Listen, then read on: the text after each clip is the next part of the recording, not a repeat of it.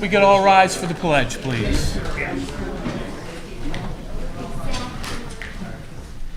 Doug, could you lead us in the pledge, sir?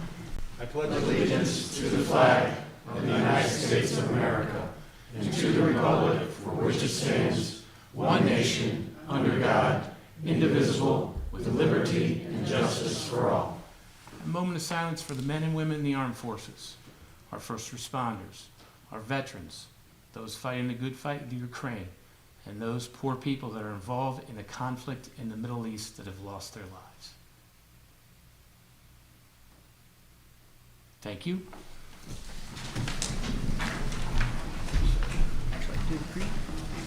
Okay, next, the American Creed.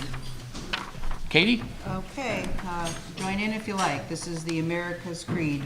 I believe in the United States of America as a government of the people, by the people, for the people, whose just powers are derived from the consent of the governed, a democracy and a republic, a sovereign nation of many sovereign states, a perfect union, one and inseparable, established upon those principles of freedom, equality, justice, and humanity, for which American patriots sacrificed their lives and fortunes.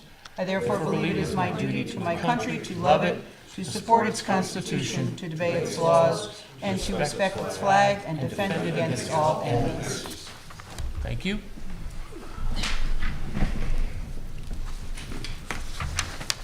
Sal, public participation. Mr. Dean Bazili.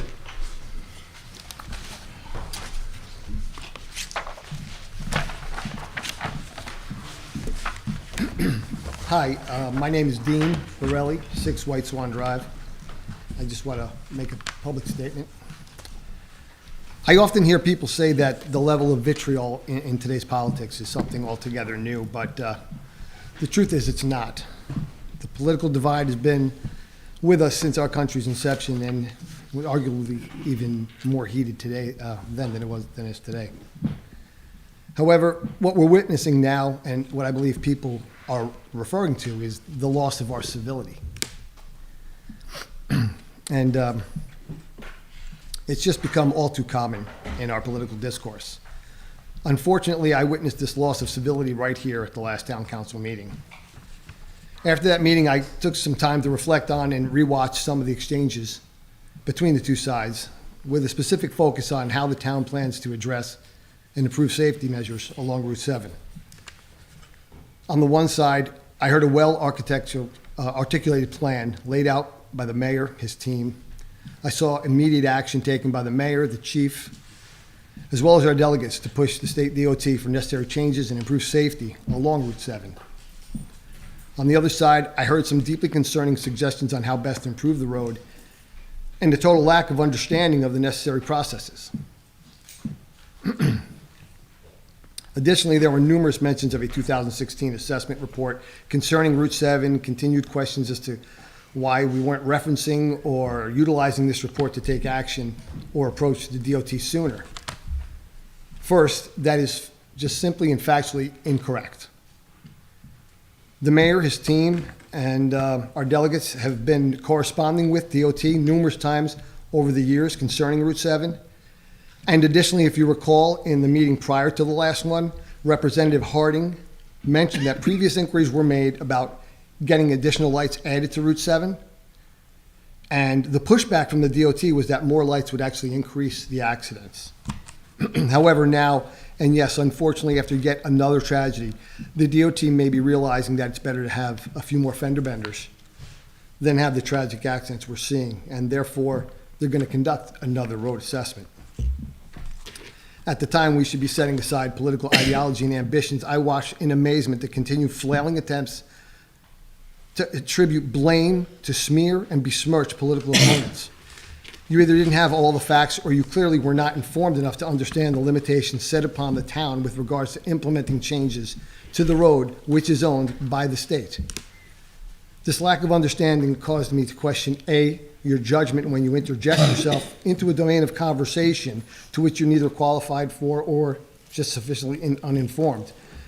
And B, if you in fact lack such judgment or the rudimentary grasp of the differences between a state road and a town road, then it calls to question your qualifications for sitting on the council altogether.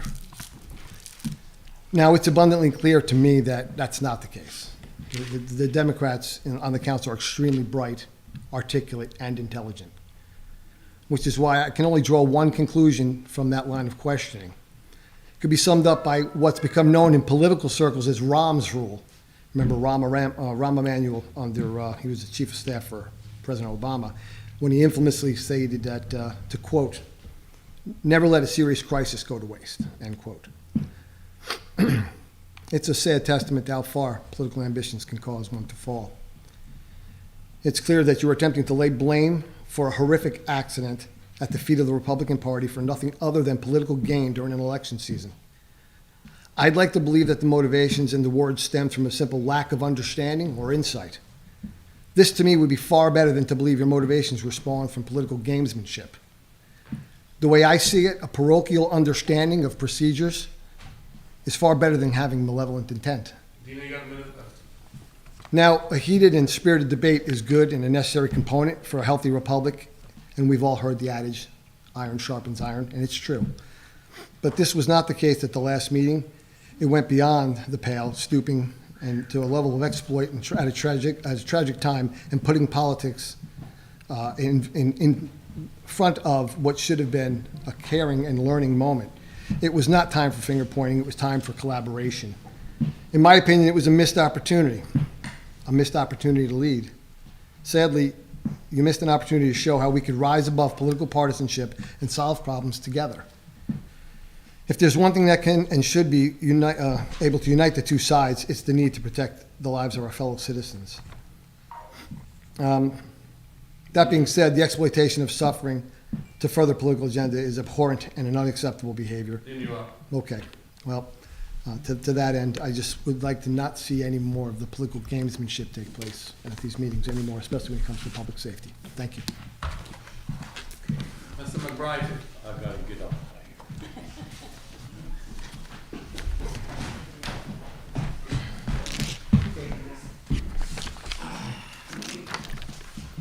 Too bad you guys couldn't all get up that easy.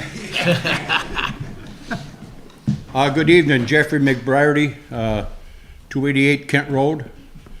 I'm here in reference to watching the video of the last town council meeting, and at the 2 hour, 10 minutes part, it came up as ARPA funds. And then Mr. Mayor alluded to the fact about the American Legion and why we hadn't used any of the funds as of yet.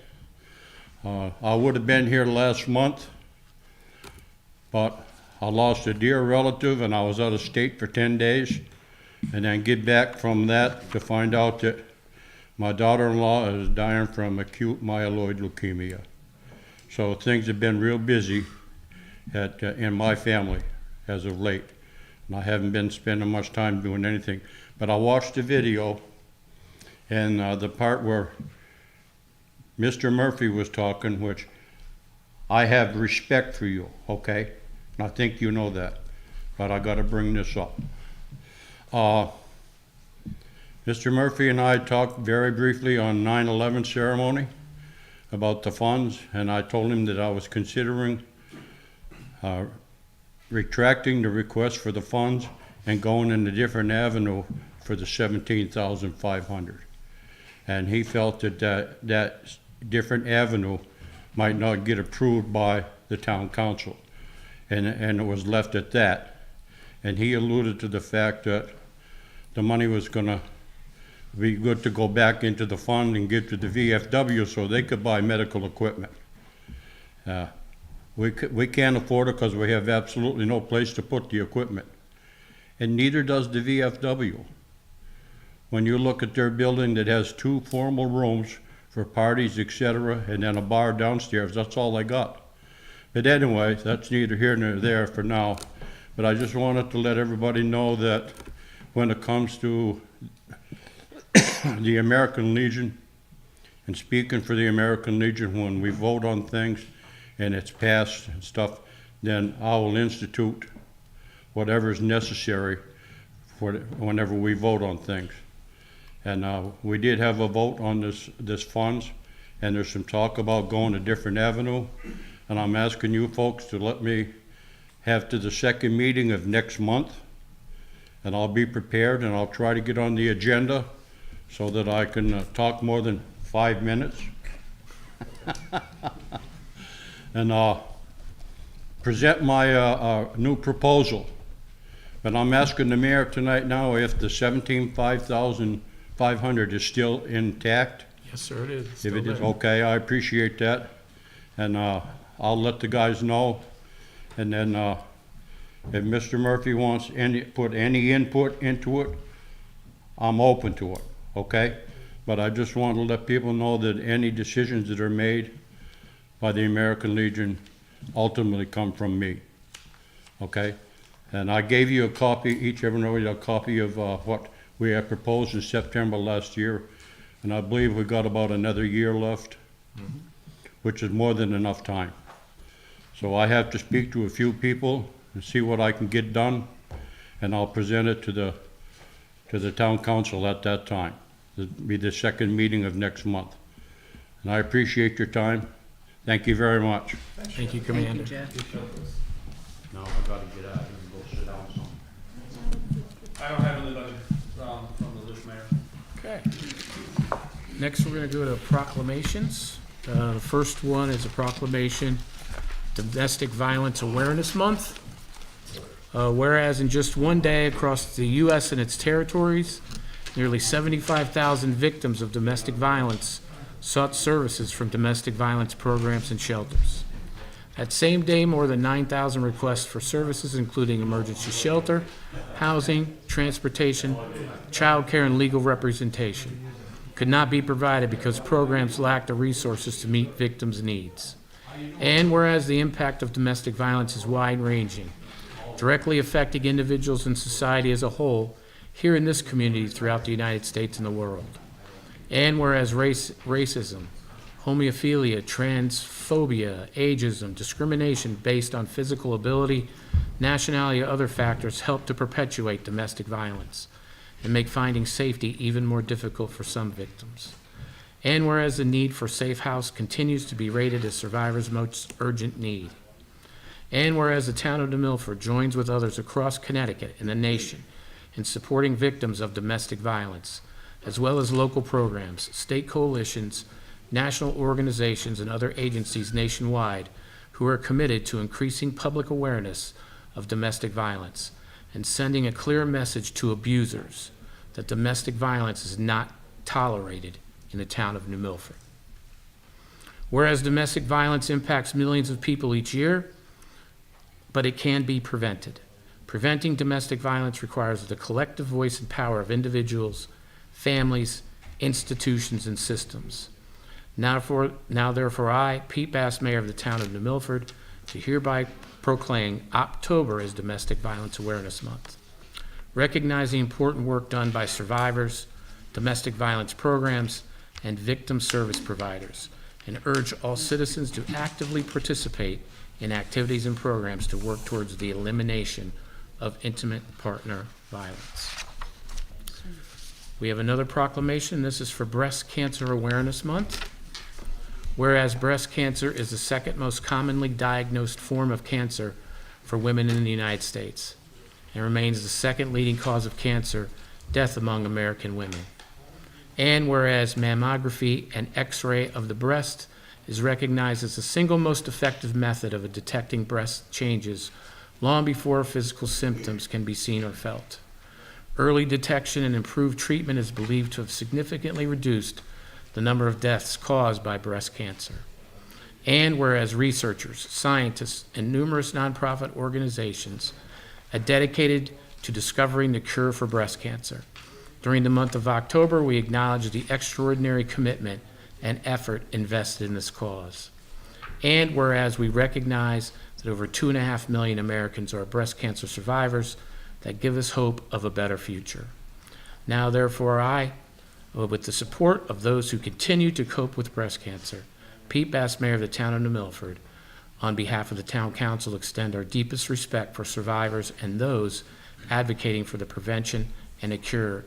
In so doing, hereby proclaim October 2023 as Breast Cancer Awareness Month. Thank you.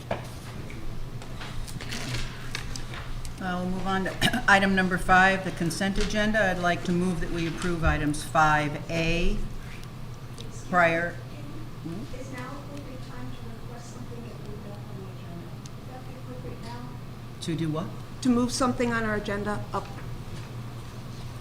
We have a lot of people You who can come in to request. listen. What would you like? The Board of Ed requests, I mean, I would like to move them up as high as we can at this point, because we have a lot of people in the audience who would like to participate in that I would, dialogue. I would think, Alex, if it's okay, I'd like to see if the youth agency, we have Right. Cole, who is a high school student, if he can present to the council first. Okay. The So next can- few will be quick. Once we're done with consent and youth agency, then we'll be at the Board of Ed. Yeah, so I'll talk. I understand that. I'll be quick. Okay. How's that? Okay? Okay, so item 5A, B, and C. 5A is our prior minutes, tax collector for item B, and item C are donations to the New Milford Parks and Rec Commission. Second. Any discussion? The minutes. Yep. Page 5 is missing in the minutes of this packet. Went out with the first packet, but not the second, not the revised. So I had one, so it's just not in the revised, it was in the original Got it. thing to send out, but so if I'm not referring to page numbers, that's why. So could you add, in our ARPA conversation, which was on page 5, please add the unencumbered amount that we spoke about, which was the $4,269,938. That was the unencumbered of what we have allocated. 4,269,938, right? Right, Okay. Add it. 4,269,938. Got it. And then, under the last item, if you could just please add in that conversation that I had submitted Aquarian water as an agenda item, but it was not put on the agenda for 10/10/23.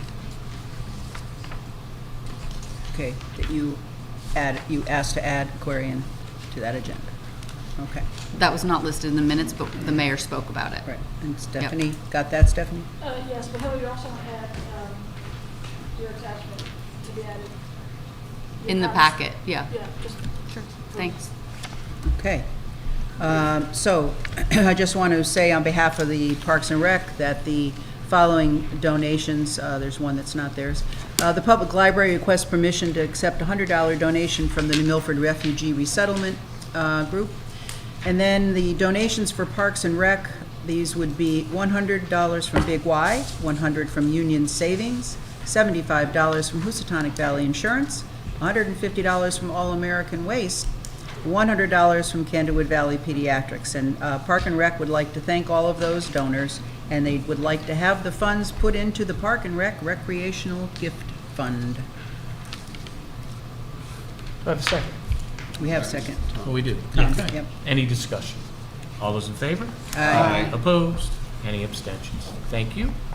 Item 6, we have Cole Bartman from the high school. He's on the video staff, and you're here to present to the council for the youth agency with Jason. All right. Hi, Cole. How are you? Jason? Hi, Cole. Thank you for coming tonight. Yeah, so Jason O'Connor, Director of the New Milford Youth Agency. Truly excited to be here as the mayor and I always look for opportunities to showcase our students and the excellence of what they do. Big shout out to Stacy Gubasicalian, who's sitting in the back. She's our intervention manager, but also oversees our student video programming and projects group. So Cole is going to give a presentation of what is it like to work for the New Milford Youth Agency, kind of what is the YA Media crew, and with that, I'm going to leave it to Cole. So thank you, Cole. Thank you. First off, I would like to thank you all for letting me be here and speak today, and thank you to the youth agency for letting me speak on behalf of them, and the YA Media crew team. Thank you, Stacy, for making this happen. Today, I would specifically like to talk about what it has done for me over the past around 1.5 years. I started at the end of my freshman year, and I'm a junior now. And I have been able to grow so much as a person. It has taught me so much. Specifically this summer, I was really able to take a bigger role in the crew and do what I love to do and create videos and podcasts and just be creative. So some of the things that we're able to do is we get to learn how to edit using Adobe programs like Premiere Pro, Photoshop, and Audition. Before I came here, I had no idea how to use any of these tools, and now I can confidently say that I know how to use them and I could teach someone else how to use them. Specifically, I would like to thank just the other crew for helping me and teaching me how to do what I now can do. So, I've also gotten a chance to film many videos, like those two that we have up there from this summer. We get the chance to do whatever we want to do in the video program, and you learn so many different skills that you didn't know you could possibly have. Just even like holding a camera, it takes skill and time. So that's one of the things that I got to do. The other thing, You want to? You just hit yeah, zero. thank you. We get to work on podcasts, which I didn't know I was going to love so much, because they're just a chance to be able to speak freely and talk about how you feel, and we get to actually put these on the internet.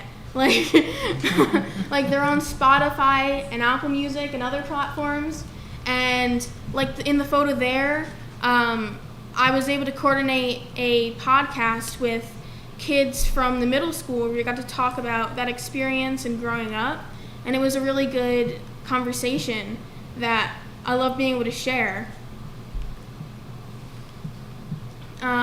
This is one of the topics that I was able to work on this summer that I got the idea for, which is our ice cream crawl this summer in New Milford. We had a whole video series where we visited every single ice cream place in the New Milford ice cream crawl. Had to force their arms, of course. Yeah, it was really difficult and I struggled so much. But I love this chance to be able to create short little videos. I learned so much, even from the Sonic video, which is about 45 seconds. But I was able to use a lot of editing tools and make it really cool. These 3 videos are all videos that I was the lead on and I'm really proud of.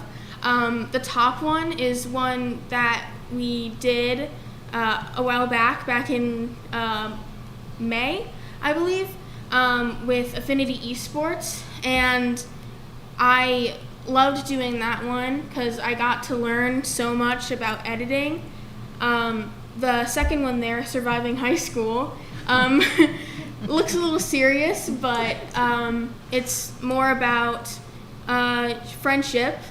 So that one I learned a lot about because I did it in under 3 days. I wrote the script, I planned to film it, I filmed it, then I edited it and posted it the very same day. So I was able to, just because I wanted to make a video, I decided I want to do this. So I did, and I love the chance to be able to create videos like that. The bottom one is a video with Kayla, who is a local hairdresser, that I loved doing. It was a different, we do our interviews a certain way, and I told Stacy, I want to change that. And I wanted to do something different. I wanted to make it look really professional and creative in ways that we hadn't done before. And thankfully, Stacy lets me do what I want to do. I've been told that I'm a very passionate and stubborn person. So You're in the right room. I'm really happy that I'm able to do what I can do, and that's really fun. These next two videos were not interviewed by me, but by my friend Finley, who interviewed my father, who's sitting right here. I included this one because I like to be able to include the chance to bring in my own family members, and this is one of the first projects I did, and I learned so much about this editing software just by doing it, and it was such a fun process just figuring out everything. These next few videos were all videos that I was a part of that I am really proud of, that we did a lot of cool editing for, and I hope people could watch these afterwards because they just bring me so much joy that I get to create these and bring these to people all across New Milford. The bottom one there, I'm super proud of. I wasn't there, but I got to edit it, and I got so attached to the video that I fought for it a lot when it was getting built, and Jason thankfully let me do it how I wanted to do it because I just felt so strongly about it, and I'm really grateful for that. That's part of this is the students get an experience like this where they're on the same level of adults, and they sit with me and say, what will this look like when it goes out to the public? What is our goal? You name it. So Cole gets to work with a lot of adults in the agency. As you see, a lot of community providers, a lot of adults in our community, and just having these conversations. Yeah.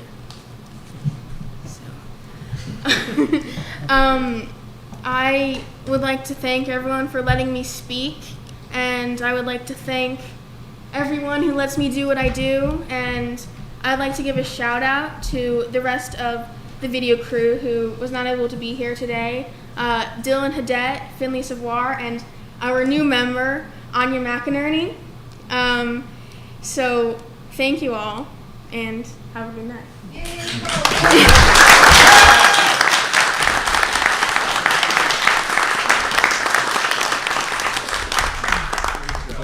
Cole, that was outstanding. Very, very proud of you. Outstanding job. Jason, I just want to Katie? say, having made videos and podcasts and posters and many things with Cole and his team and Miss Stacy over there, it's a fantastic program and how you've brought so many things into it.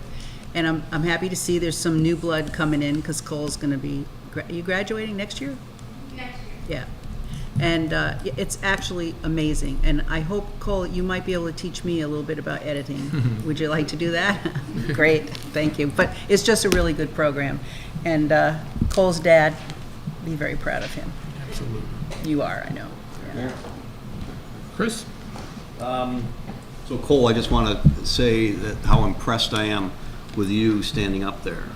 For most people, public speaking is the scariest thing they could possibly do. And I don't know if you were scared up there, but it didn't come across at all. You did a phenomenal job. Yeah. Just one question for you. In your high school experience, how important is this program to you?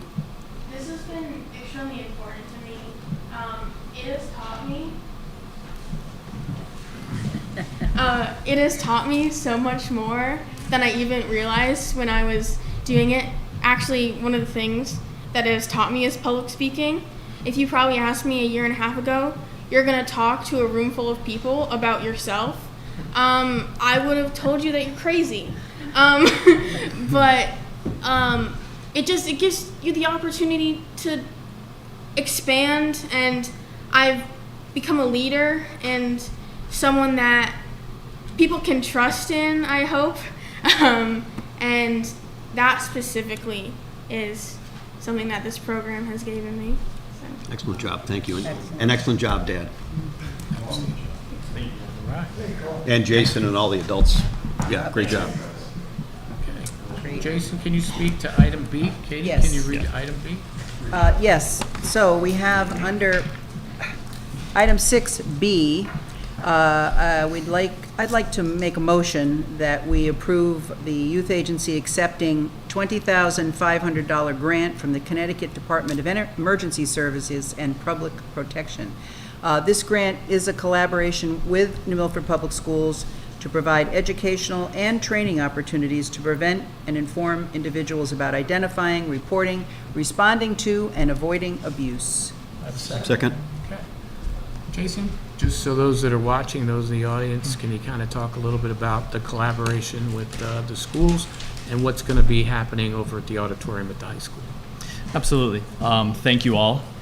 This grant came to us earlier in the year, and I thought of an instant collaboration was with Assistant Superintendent Holly Hollander, as we do a lot of shared programming on safety, bullying between our two agencies.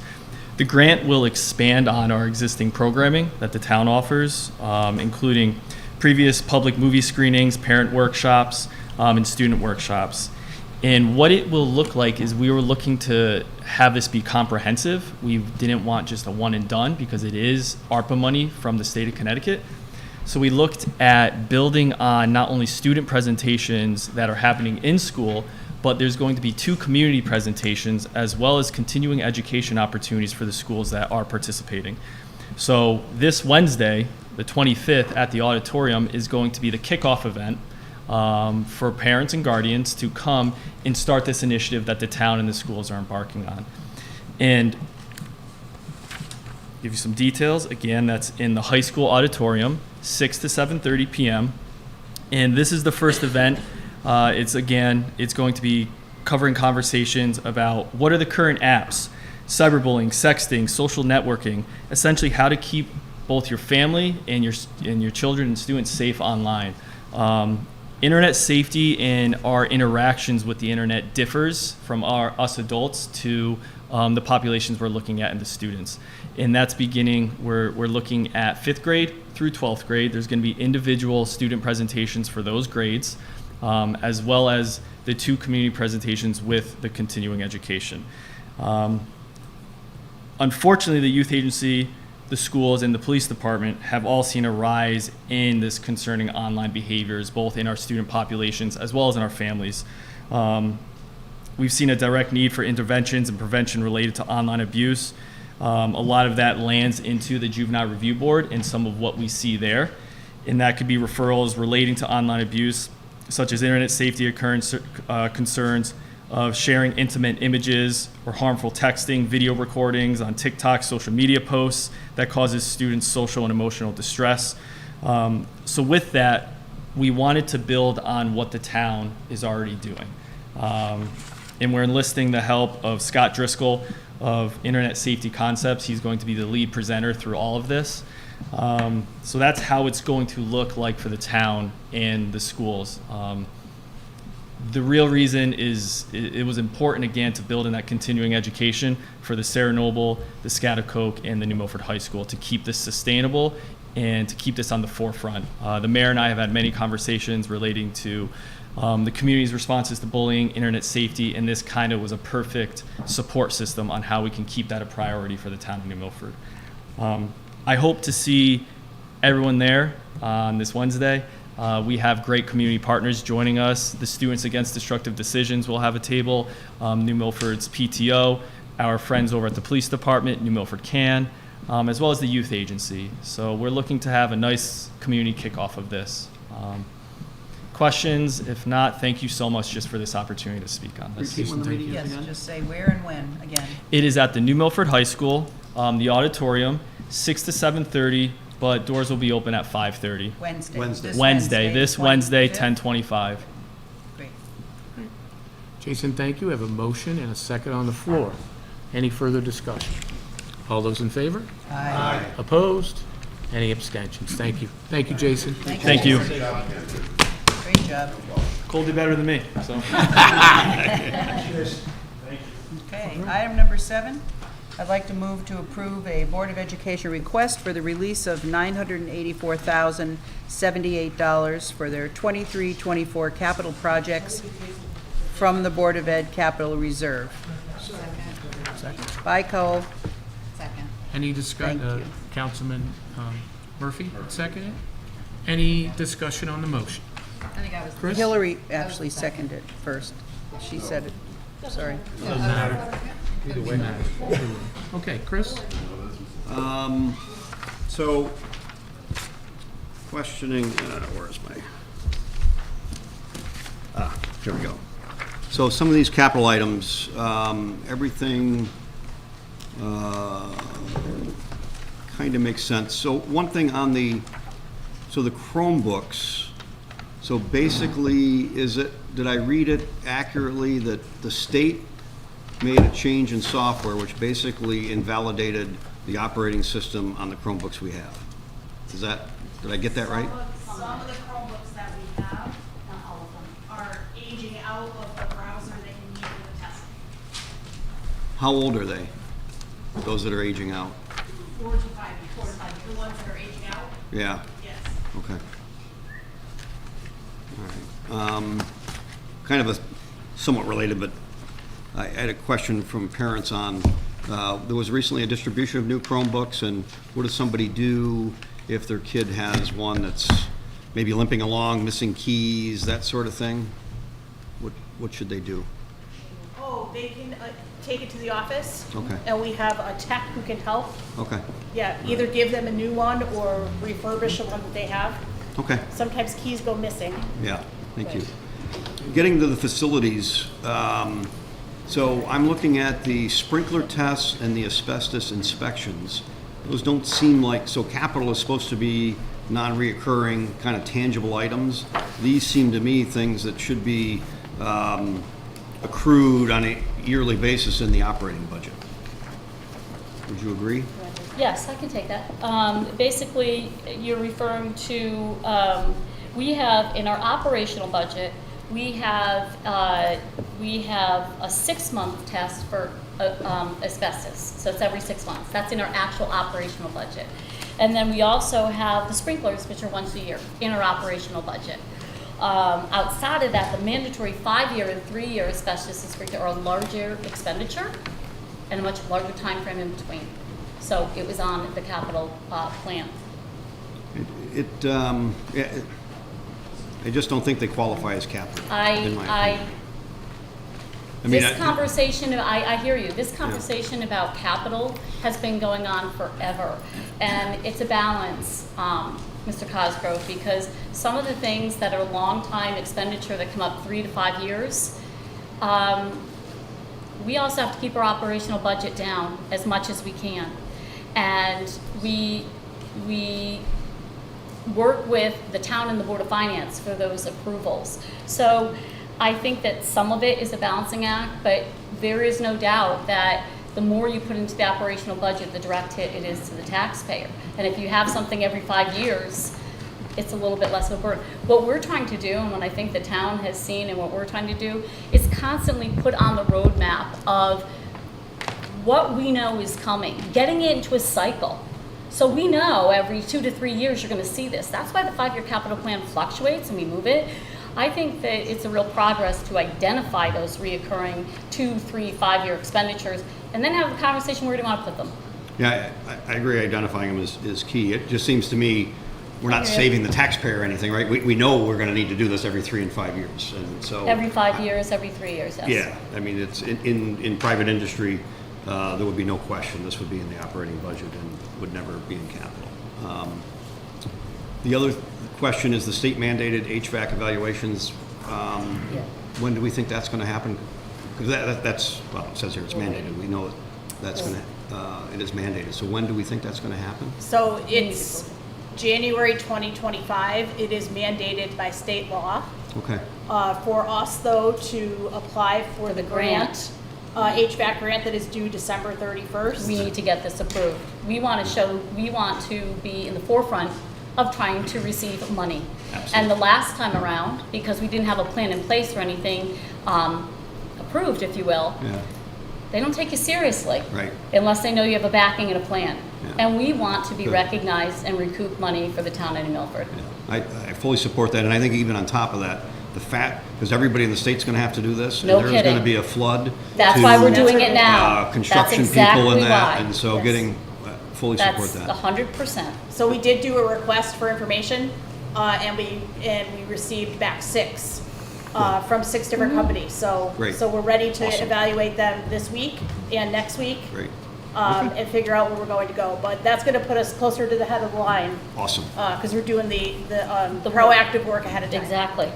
Then the last one is the gym floor refinishing. I thought that was already finished, no? We had to No. wait for the paint and scrape Gotcha. to be Okay. completed. Yes. We also, when we originally went out for costs on that, they were much higher. And we thought it'd be prudent to wait and coordinate it with the painting at the high school. So not only is it less of a cost, but now's the time. Okay. And we can get right in the front of the line for Exactly. for mid-June, as opposed to having a little small window at the end of July into August. Okay, believe great. it's about 20. That's, I support your It is request. $20,000. It's about $20,000 less than There's the a little, original. yeah, there's a little gouging going on last year. Because at the time that we Yeah. submitted the request, Yeah. we sat at facilities and everybody said, whoa, really? So let's just wait. Okay. And that's what we Great. did. Thank you. Yep. And Chris, once the gym floor were done, those 2 gyms in the high school with the paint scrape we did, Yeah, phenomenal. good, good, Absolutely excellent. phenomenal. Would you like further breakdown or an overview? We've sent over 2 memos, Nope. okay? And we tried to, as you can see, attach a list of every breakdown. Yep, I'm good, thank you. Katie? I have a question. Let's just go back for a minute to the Chromebooks. I've brought this up a couple times in the past. When you hand out a Chromebook, what happens at the end of the year? Who checks that the Chromebook is returned? The technology department. Yes. Usually They return them and they check it off in the technology department. And you can show me, this came up because there were a lot of the kids were saying they had never bothered to return their Chromebooks. Some of them had graduated, was the end of the year. So I realize there's a change in the supporting with the program and all gets new. But just looking at it, I'd like to see, it's a lot of money. A procedure. And I'd like to see a procedure that's followed through, and if you give the child the Chromebook on the first day of school, that it is returned and not the child loses it. Or, I understand things can break and all Sure, that. go We ahead. have computers at home. And if you have that, Superintendent, that'd be great. It's not something I want to look over with a fine-tooth comb, but I think it's a procedural process that ought to happen, because it is a lot of money.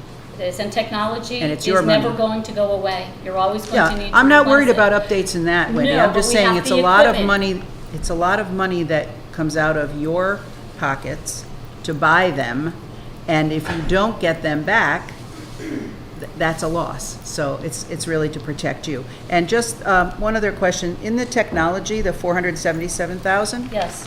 What are the 2 highest expense items in that?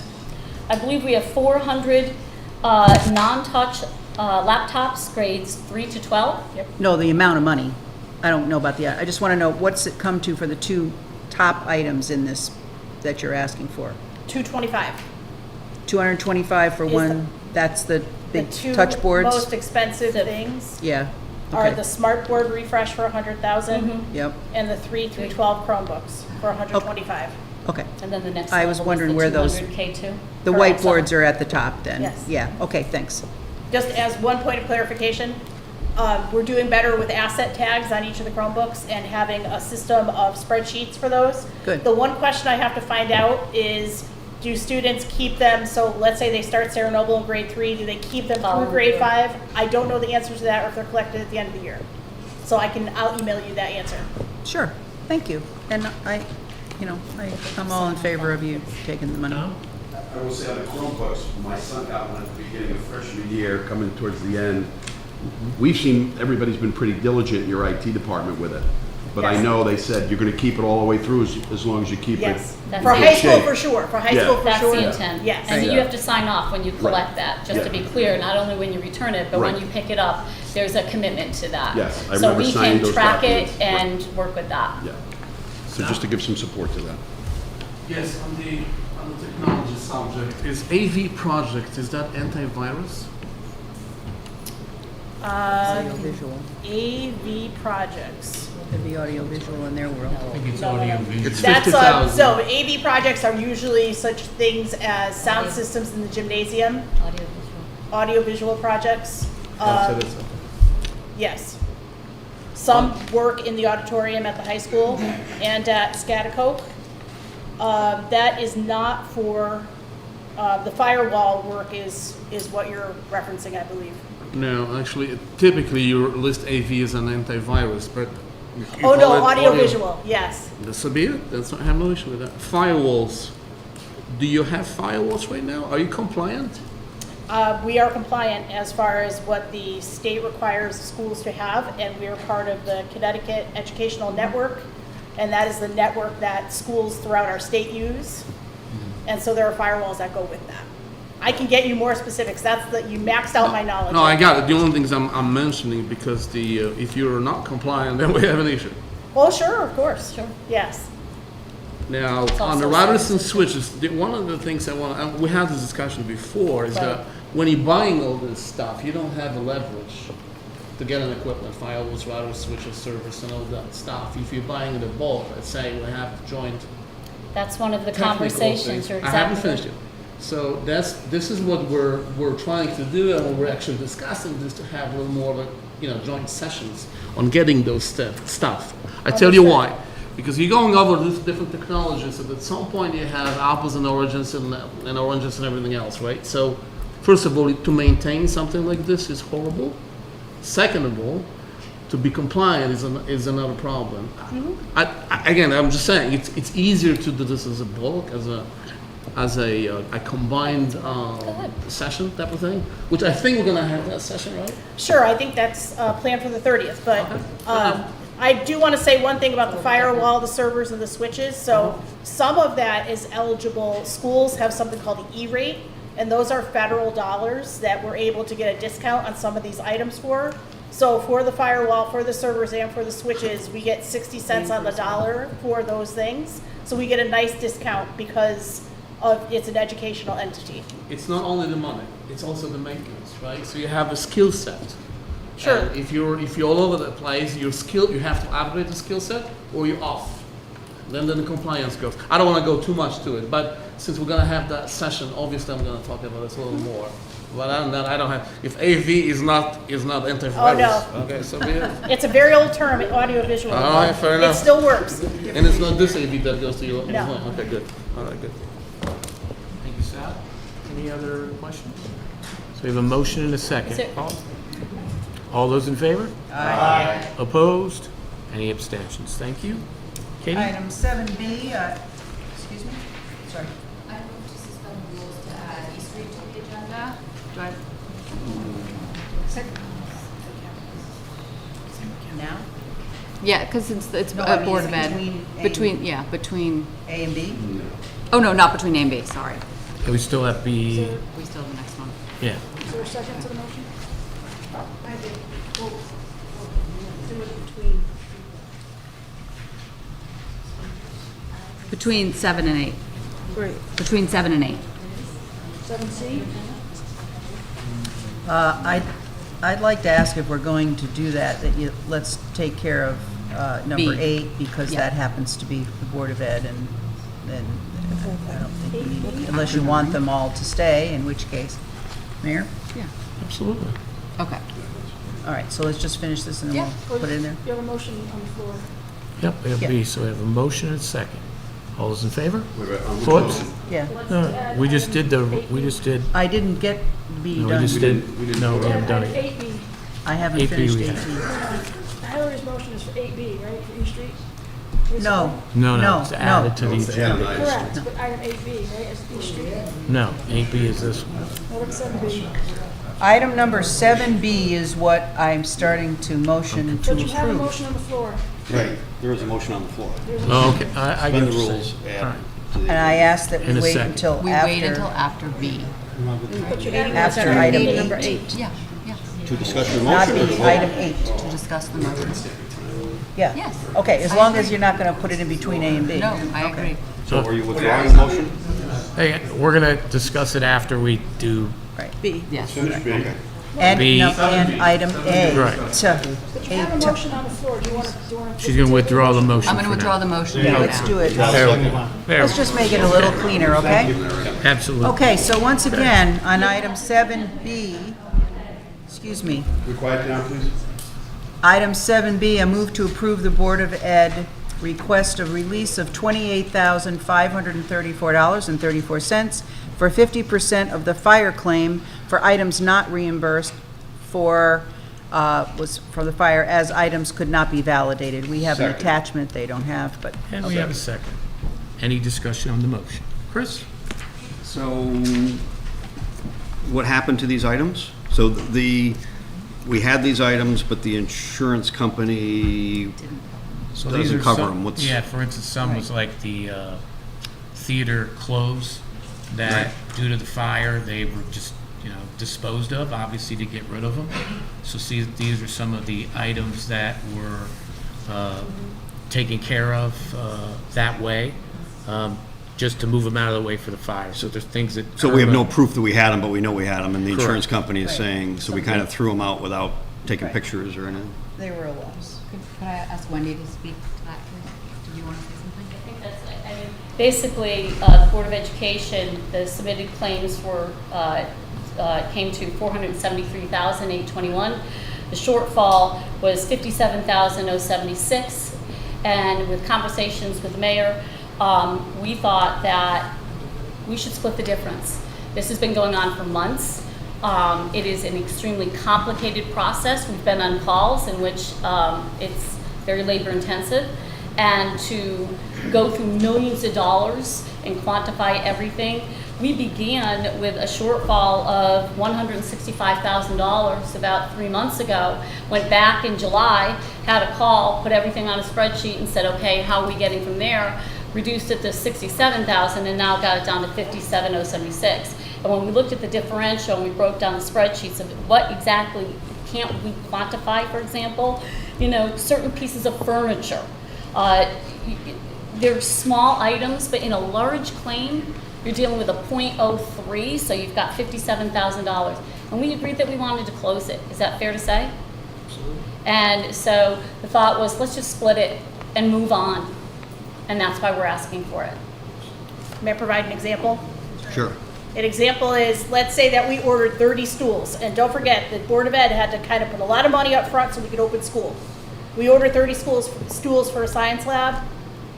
Insurance company says, nope, we're only covering 25 because that's a typical class size. So that's an example of where you had 5 stools that we're on the hook for. And we didn't have that, we needed to open school. Yeah, Yep. sure. Yep. You need to order that equipment and get it done. So that's how that happened. That's actually a very good example. Yeah, Things that's like that. typical example of what happened. And in other areas, in all fairness, they were, I don't want to say lenient, but a little bit more flexible. So why prolong it? It's been going on 6 months. Got a little insurance. We have a motion and a second, Sal. Some of the items here, we're gonna discuss this on the joint session, that were, you're asking for the future session, or some of the items that we're gonna also discuss on this. For the insurance? For anything here, that you're asking today, which is technology, band music, whatever the thing is. Is it something that we need to discuss? Technology would be, right, for me. I'm just going to give you my personal opinion. Uh-huh. I think that when you try and come to the table of things that you can do and save money on, everything should be on the table. Because you don't know until you have the conversation. That's right, that's why we have discussions. That's exactly right. So my question So the is, answer is yes. this item, do we have to vote on now? Or can So- we wait This until? is totally Are you on this different. page? Okay. This is the Sal, page for the fire. This is just reimbursement for some fixtures and clothing. Item B is just for items that were not able to be saved. Do you have any other discussion on 7B? Just that I would like to thank the Board of Ed for just, saying, let's close this thing and get it, despite taking a bit of a hit, but, yeah, thank you. We appreciate the willingness of the town to split it also. Thank you, Superintendent. All those in favor? Aye. Opposed? Any abstentions? Thank you. Now, Next, the, May I do item 8 to get them out of here, or do you want them get here? who out of here? Clean up the other half Sitting here. of what we just They did. didn't expect, yeah, this is really just the second half of the Board of Yeah. Ed. Yes. 8. It's okay? Yep. So item number 8, I'd like to move that we approve the request for $28,538.35 of the fire claim for the Board of Ed items that are not reimbursed, as the items could not be validated. The funds would come from the town's capital reserve. and then if this is, thank you, Paul, it's the second. And then just for edification, if this is approved, the same as the other request from the Board of Education, then we'll go to Walter and his group and Diane, Board of Finance, for final approval. Right. So we have a motion and a second. Any discussion? Doug? Just quick, so these two numbers here, Wendy, add up, are supposed to be what the balance is of the 57? Yes, so, you mean for the insurance claim? Yeah. Yes, they Okay. do. The total capital expenditure request by the Board of Education, both fire technology facilities and Right. recurring, is $1,012,616.34. Okay. That closes everything. Because I just added these two numbers up, and I see the 57,076.68, so there's a difference of $3.99. Who's paying that? You are. You mentioned it? Just because I'm a numbers Now, guy. pay for it. I got $3 in my wallet. I'll just say, I think we're good. All right. We're good. Just a little humor, that's all. Okay. I just added the numbers, there's a little bit of a difference, that's all. Any other discussion? All those in favor? Aye. Opposed? Any abstentions? Thank you. Okay. Katie? Laura. Yes. I move to suspend the rules and add E Street to the agenda. Second. We have a second. Any discussion on the motion? I would vote against it. I think we've got a full agenda, and God knows where that agenda item so vaguely placed will take us, so that's not something I would support. Next week to discuss that. My vote's My vote's no, sir. I can't hear you. I'm voting no. no. I'm no. Could I speak to why I made the motion? Absolutely. I think in our last meeting, we had a lot of discussion about East Street, and the Board of Ed did not have an opportunity to be there. I think it's really important that we allow them an opportunity to, talk through some of those things that were said that are very important. I think there are a lot of issues swirling around this, and we need to discuss it. Actually, this agenda has gotten very short this evening, so we're kind of well on our way. So I think don't know we how should, long we item should 9 is have gonna it. take. So we should have it. We should have the conversation now while we had the presentation last meeting. Yeah. I'm in agreement. I think it's still a hot issue, but I also was concerned that the Board of Ed and no representatives from the school system were present last time. And it's very important that they have an opportunity to address any questions. I recognize this could be a long discussion, but I don't want too much time to go by before they have a chance to address what. And Alex, just for edification, you and Hillary represented the town council at the last Board of Education meeting? Represented? Yeah, you were saying you need representatives, right? That you felt that we had our meeting at town council, and there was no representatives of the Board of Education. So I'm asking the both of you, you both were at the last No. Board of Education meeting, Sure. so you were town council representation. No, sir. No, sir. I was a citizen. Nobody asked us to come up and speak. I'm not saying that, but I'm just saying as elected town council people, you were at that No. Board of Education meeting. I was there as a resident taxpayer of But you're Milford. also an elected official. You're always a council. You're always a council person. So, what are you asking me? So what is your point? No, I'm just, Yeah. my point is, we were asking about representation.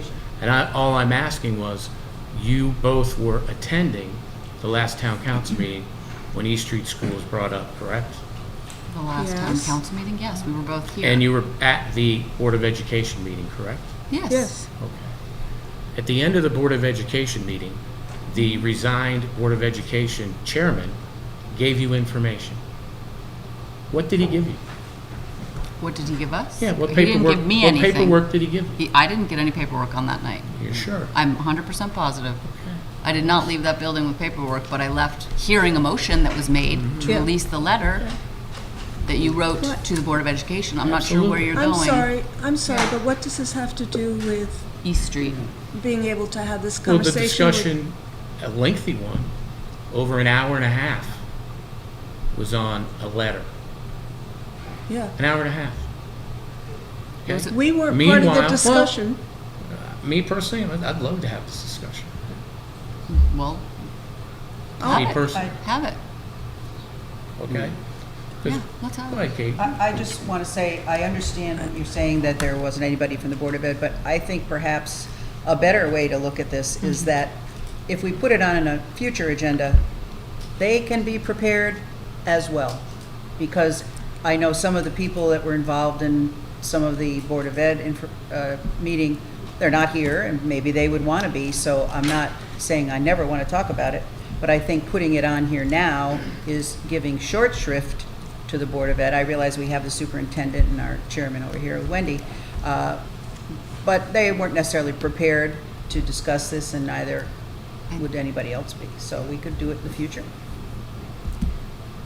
Well, since the mayor Me- seems to want to Me discuss the letter. personally, and it's up to the council. But he doesn't vote. I would love to have this conversation tonight. Great, so then Absolutely let's- love it. Could let's it be do it. wide-ranging, Mayor? I mean, all topics? And Yeah, I think it should be relegated to East Street. We'll be here for okay. it. So This should have been then, warned. we would like People would them have to to be come able here to and hear answer this. to what was said in the prior meeting. Absolutely. When they I were would love not that. invited Sure. to be there. Absolutely. Okay. That's great. So- Could I, So let's could have we a- do one thing though, Hillary? Sure. Instead of doing this now, can we do the presentation? Because we do have some people here also for Aquarian water. So what I'd like to ask is for this to be put on after the Aquarian water. Because we have our health director who's here. So If they're willing I to, would, think it's I fair would to them. also, We haven't had a vote on it. if they're willing to I would- wait. I would do it at the end of the agenda. We have Jack here. Why make him sit through that? Greg here. absolutely. Yeah. So let's push it to the end. No, no, Okay. I'll be a no on that then.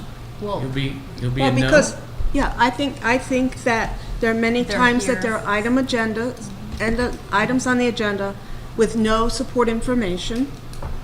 No one knows what's going to be talked about. So this is very similar.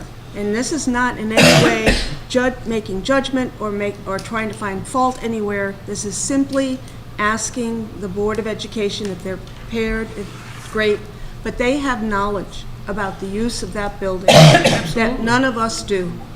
Absolutely. I don't think it has to be a long conversation. There was just a question of being able to answer some of the narrative that was told during that presentation. That's This all. is not overly complicated. We just need to hear their version of the narrative that was told during your presentation about the East Street building. Well, I also think that the town, including myself, is entitled to my narrative to the Board of Education meeting that was 1.5, almost 1.25 hours, talking about a letter. Right? Talking about a letter. Talking about a lot of things. So I'm absolutely prepared tonight to talk about it. Absolutely. Would love it. Absolutely love it. All right, let's The history and everything else. Let's do it right now. Item 15? Let's do it right now. Item Is that 15. great? So let's put it on Item the end. 15. Yep. Is it Okay? Waiting. So, We can haven't- I entertain a we didn't vote on motion? it yet. We still have a motion on the floor. We still have a motion, and we can wanna amend it to interject the item number. However, we still have a motion, we can interject whatever area, what item we Okay. want to submit it Chris? under. Actually, but- point of order, we have to, I don't think we voted on suspending the rules yet. No, that's right. So, and then we vote on whether we want to add that to the agenda. And what Right. number? Okay. Right. So, I'd like to enter, oh, I'm sorry, Kate. We have a motion to suspend the rules to add an item about East Street to our agenda. We have a second. Any discussion? All those in favor of adding it to the agenda? Aye. Thank you. We haven't discussed that, now we No, we're discuss going it. to, okay. All right. I'd like to make a motion that we, on the suspended agenda, that we add East Street at the end of the current agenda, which would make it item number 15. Second. Any discussion? Doug? I'm going back on Katie, obviously this is a hot topic. and there'll be a lot of questions. I don't think that the people that we're going to be asking questions to are in the room. There are certain people that only they can answer it for the Board of Ed. I don't think they're fully represented. So if there's only half of the Board of Ed here, and there's other people that were on, or who are still on the Board of Ed that aren't here and we want to ask questions to, they're not prepared. And to your point, Hillary, we want full representation from both sides. And if we don't have full representation from that side, and they're not prepared for the questions, and I'm not even prepared to ask the questions because I didn't know we were going to be doing this. So I think we should wait to make sure we have both sides here. Doug, you know what I'm thinking myself, just to interject for my own self. I think those questions, we could have the superintendent and the chair relay it back to the Board of Education at the next Board of Education meeting, which, Wendy, when is that? Our next Board of Ed meeting? Not till November. November. So then we can talk about, Third week. they can relay that, and then maybe we could revisit it again. Relay what? What would you like me to If there's relay? any concerns. Well, we haven't had the discussion yet. Oh, sorry, Katie, I'm sorry. So it's to be determined. Doug was just concerned that you don't have your full board here, so there may be some people that might want to opine on it as well, this conversation. But my thing is, What I want to do, here's how I look at it, and I don't mean to interject. I think that this conversation on East Street School should involve everybody. And there are some people that could supply information that I am not qualified to have. I have, you know, I would wheel in documents, and I know people look at me like I'm crazy. I can answer some questions this evening, and I'm happy to. You know, if you want me to answer something, that's my job, to be the spokesman for the board. But if I get to a spot that I can't answer on a procedural basis, I'm not putting it out there if I don't have the answer. 100%. You plead the fifth, right? 100%. I think that if understand. it's something that we want to have a cursory conversation, I can answer questions. If we're looking for something that between the council meeting that you had and the Board of Ed meeting that you're referencing, that the board went on for a very long time about a part of the correspondence, Absolutely. I'll bring it any fashion you want. Perfect. You just tell me. Thank you.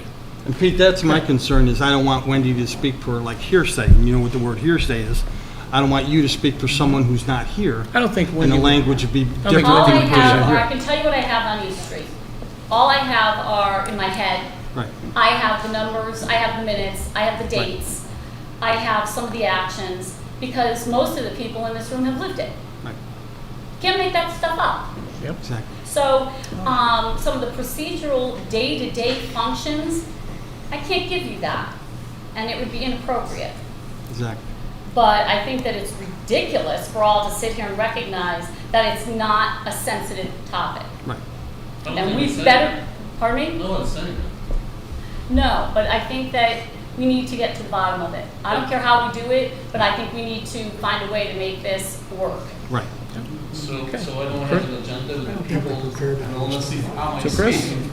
Okay. I mean, I can answer Katie? some basic questions if you wanted to zip it out now. I can Katie, solve can you add it, can you make a motion to add it to the agenda, number 15? I already did. Okay. And we have a second. We have a from Mr. motion and we have a Murphy. second. Any other discussion? All those in favor? Opposed? Thank you. Oops.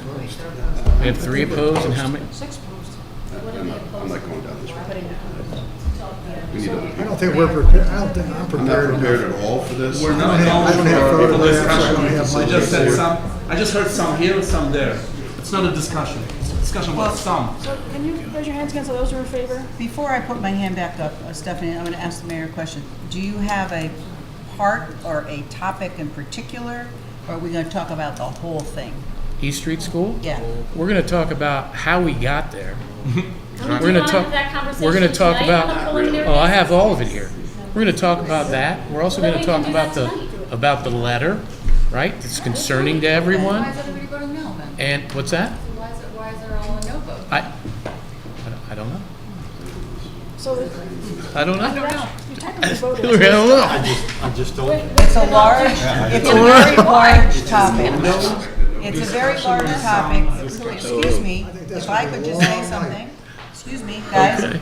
It's a very large topic, lots of facets, wasn't warned, and I'm not just talking about us, we could sit here forever, but there are people who might want to be involved in it, and they don't know that we're going to talk about I it. know a lot of people in the public would love to come for a discussion if it's on the agenda. But just to pop it on, just to create a little noise prior to topic the this election, big. to me, it's Fill not. the room with the public. It's just grandstanding. Can we, For the record, I'm not here to create noise. exactly, That's nor not am my I. intent. I'm here to answer questions. How about is it possible to have a time limit? Continue with the vote, please. Grandstanding play. Alex? There's no, some discussions today, there's Okay, no we way. have Alex has the floor. Thank you. This is a very sensitive subject with a lot of working parts. You can't solve everything in one night, no matter how long the meeting. But this will be one of many, is how I see it. But we must not eliminate it from any agendas. It needs to be included because it is so sensitive. And there is so much misinformation. So all I want, I agree 1,000,000% with you yeah, there. all I want is for us to 1,000,000%. begin the discussion this evening so that we can continue, because it's going to be a long time. And we have a lot of mending to do, and it's going to take time. Okay, can we read my motion again, since we had so much hubbub? I would just say one thing.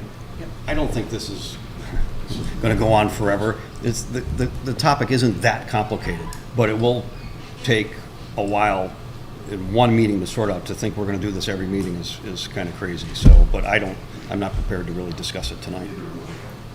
Well, let me read the motion again. I think we'd like to we've had some more discussion. So one more time, I'm just going to repeat what we have, and that is that we would add item 15, which we did, for East Street, with no specific topics, just East Street School. We would like to ask for a vote. Last comment. I think the public is owed this conversation. The last meeting, a presentation and a full narrative was given. I think it is important, and it is an important time. This whole council, everybody's up for election. I think it is an important time. Two, it has nothing to do with grandstanding, nothing to do with, making moments, but last meeting, that was a presentation with a narrative, and I believe that the public is owed the other side of the story, and tonight is the night to do that. Okay, Just to be clear, No, that was a surprise last time. Yeah. We didn't the presentation was not in the minutes. You're all I mean, over in the agenda. You're all over the Facebook discussing this right now. Listen, All over. I'm all for this discussion, and I think it has to be This has got to be happen, an invite but it's to got to the be public to truly be warned so that the public is But here. Tom, it wasn't you're warned talking, last meeting. it The was warned. It was on the presentation wasn't agenda. warned. It was on the agenda. No, East Street was on the agenda. The Let's put a vote. Let's presentation put a was vote. not on the Okay, agenda. hold on a second. Whether if East Street was on the agenda then, you could have a presentation. We could have every kid in school come through here as a parade if East Street was on the agenda. Okay, but it's not on the agenda, and this is a lengthy item, and this is something that I think the public needs to be in the room for, not just to hear it on YouTube right now. I mean, if we're going to do this, then let's bring them all in and let them hear the facts. As we all know, the fact is, water creates mold. That's a fact. Let's everybody in town knows that, because most of the people in this town, I'm not. Most of the people in town know this. They want to be here. If we're gonna do In my- it, then we have. No. In my opinion, Exactly. in my opinion, everybody, I'm not making the point of creating, of making it that it's a causation here. I'm talking about the people need to be in the room to hear this. And I know a lot of parents who are very concerned with mold. Okay, my kids are allergic to it, like most people are allergic to it. I think the people should be in the room. I think the people should be in the room. Bring the public in, warn it properly, Okay. and let the people come and join the meeting. Point of order. We have a motion, and we are I'll read it again. This is item 15. We have a motion and a second to add East Street School to the agenda. Okay, all those in favor? Opposed? Okay.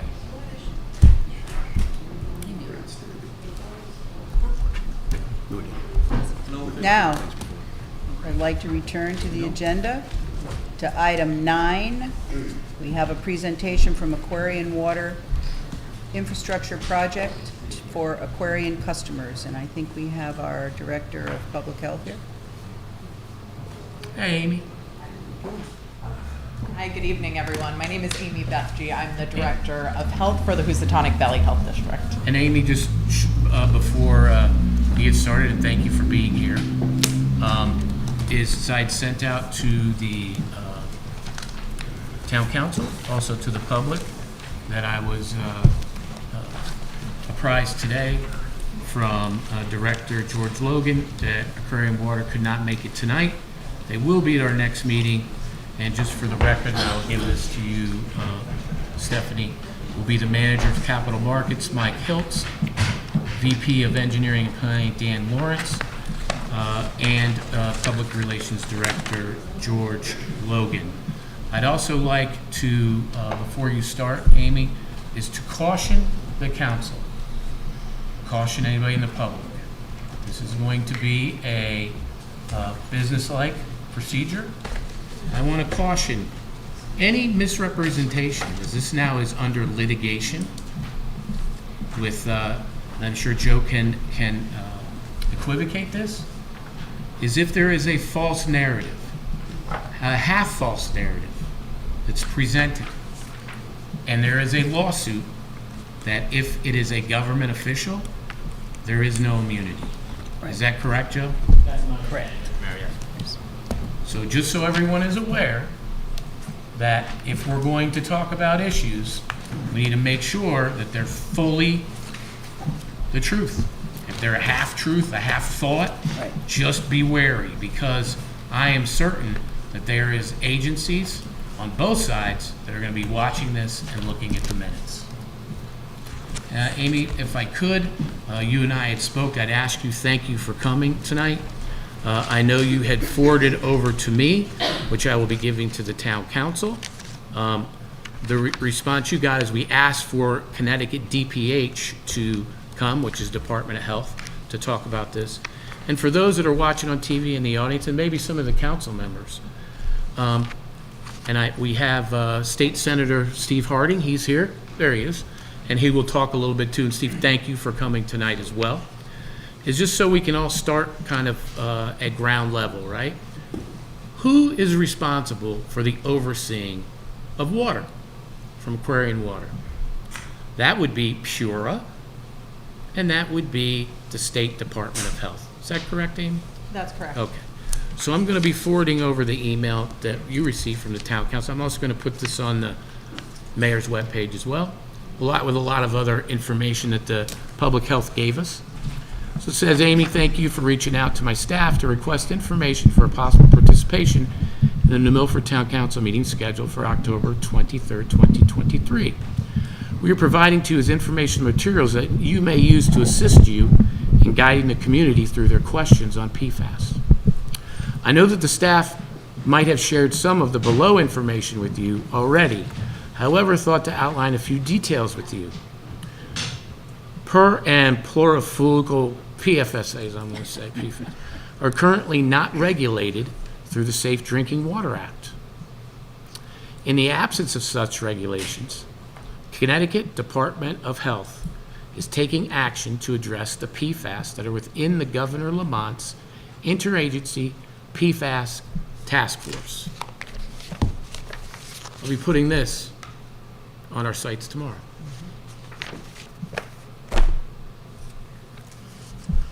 There's also a task force action plan, which is actually this. Here's a public health one. Here's our action plan from the governor, because it is a state responsibility.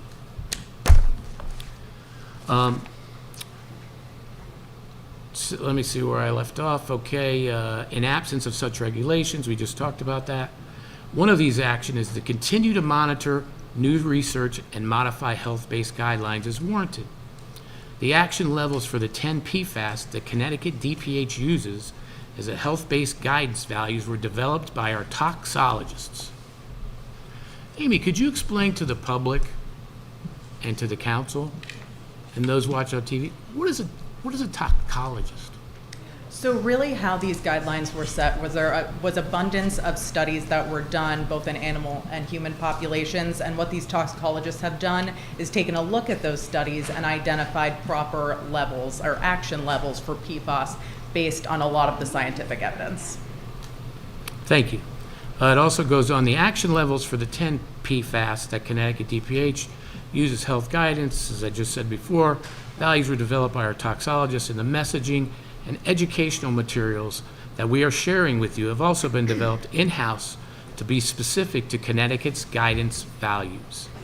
These educational materials are the product of our experience answering questions about PFAS over the last several years. Since 2019, the Connecticut Department of Health has been recommending that public water systems test for PFAS, inform their customers if they find PFAS, and take steps to limit exposure.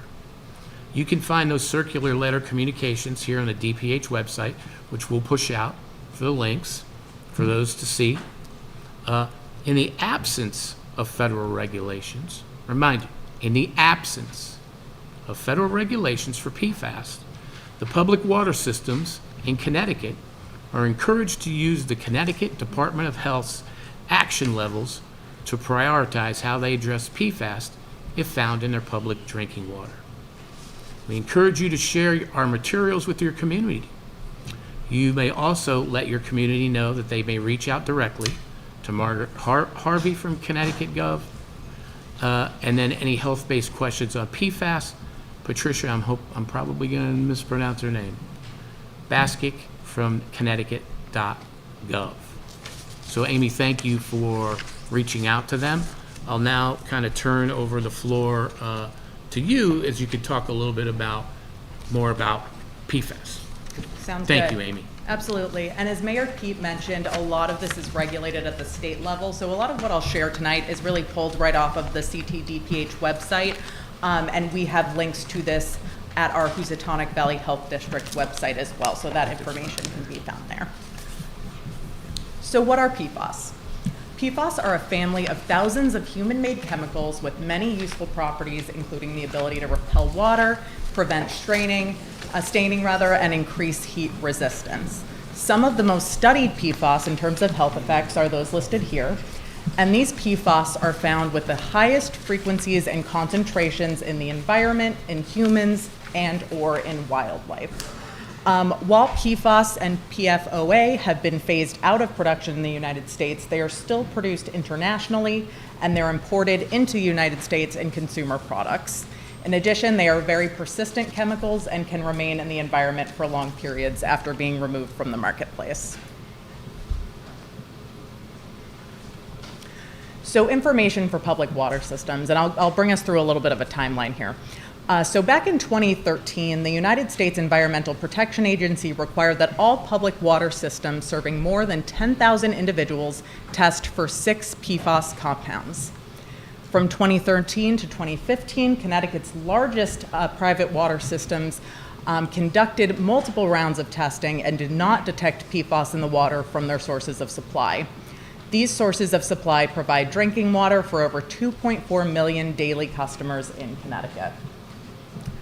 That brings us to 2018. In collaboration with CTDPH, public water systems conducted risk assessments to determine potential areas where PFAS contamination could be present. The study is public, right? Sorry? The study is public. Yes. Yep. So improving technologies and laboratory techniques allow for the detection of PFAS at lower concentrations.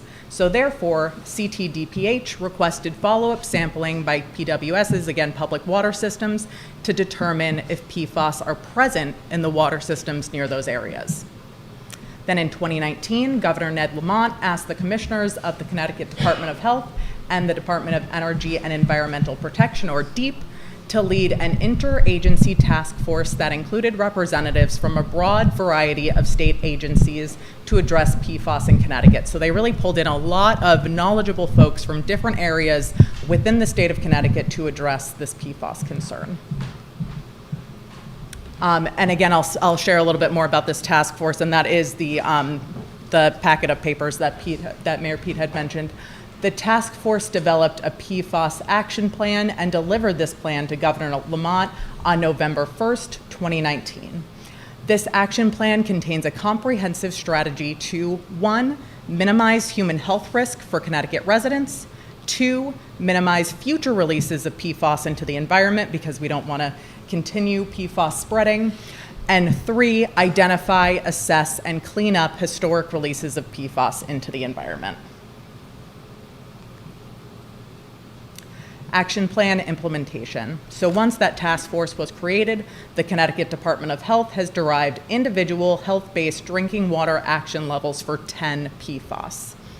Action levels are guidelines for drinking water that are protective of public health and also feasible based on analytic detection and treatment technology. This means that an action level concentration can be detected in drinking water by certified laboratories and that treatment systems are available to remove the contaminants to a concentration that is below that action level. The 10 PFAS for which Connecticut has developed action levels have enough toxicological data available to support the development of health-based action levels. These PFAS include the most widely studied PFAS that have also been detected in human blood more frequently and at higher concentrations than PFAS. And Connecticut DPH established action levels for 4 PFAS in June 2022 and another 6 in June 2023. Here are the current action levels for PFAS, and this can also be found in that task force document.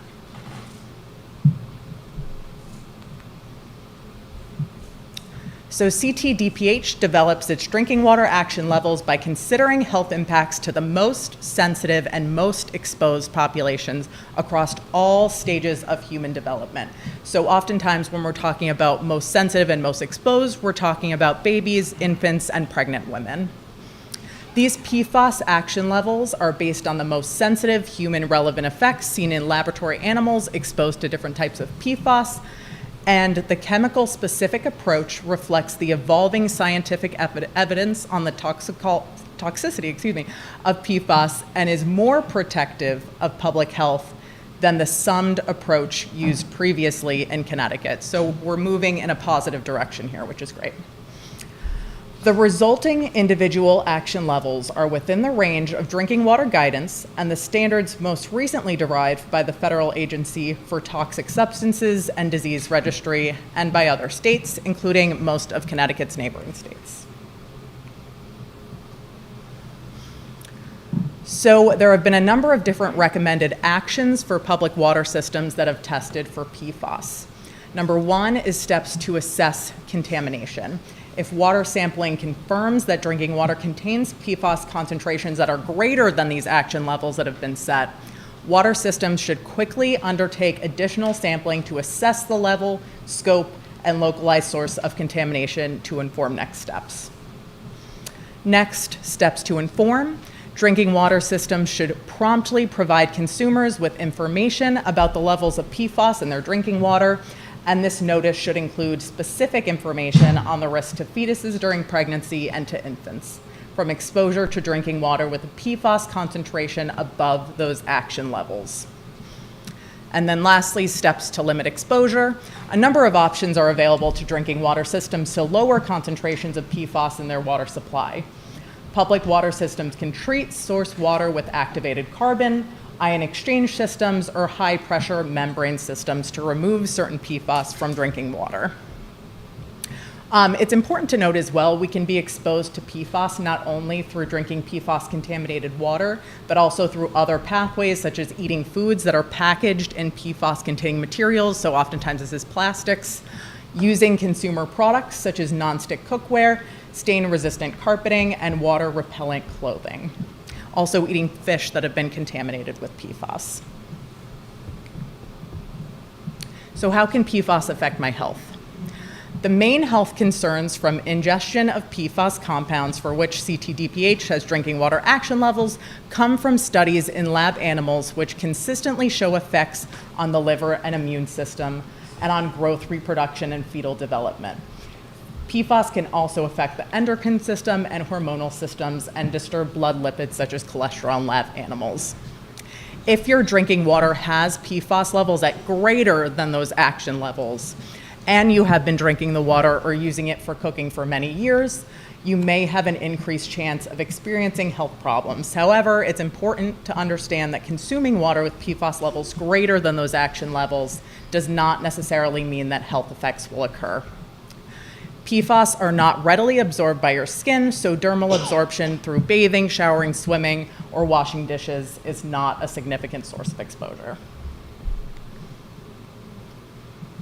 So why do states set different acceptable levels for PFAS in drinking water? A number of states that have identified PFAS contamination have developed health-based guidelines and enforceable standards for PFAS in drinking water. Some states have established their own PFAS drinking water standards and guidelines because of the absence of an enforceable federal EPA maximum contaminant level for PFAS. Currently, there are EPA lifetime health advisories for PFAS and Gen X, as well as some interim ones for other types of chemicals. And in March 2023, the EPA did propose some additional standards. However, these standards have not been finalized. The EPA draft MCLs have no immediate impact on public water systems in the state, and no immediate action is required. Until the final MCLs for PFAS are released, DPH will continue to provide guidance to public water systems with PFAS detections based on our current health-based action levels. So how can I limit my overall exposure to PFAS? Best way to limit your exposure to PFAS is to become knowledgeable about your potential sources of PFAS exposure.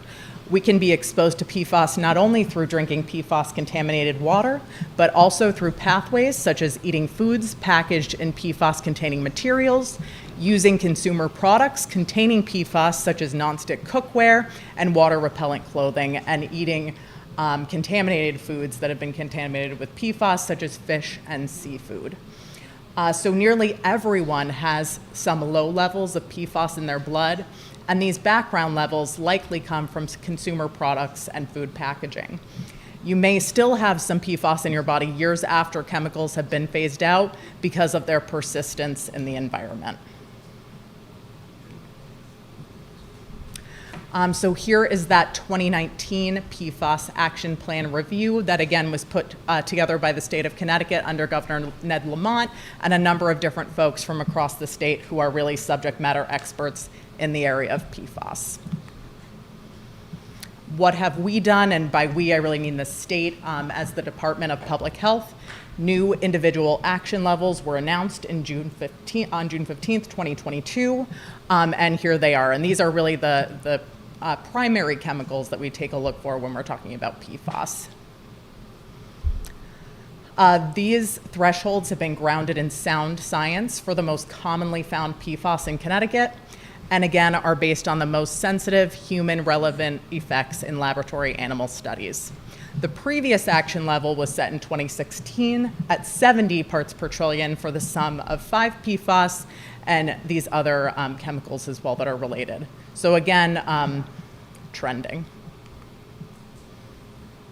Some more information about what DPH has done.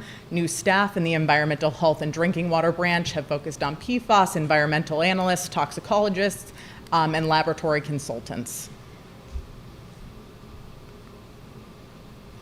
There are continued efforts as well. They're requiring all new public drinking water sources test for PFAS and recommending that all public water systems test for PFAS. Moving forward, there's a lot of work that's being done with academia and a lot of scientific studies that are being reviewed. Here are some next steps for DEEP as well.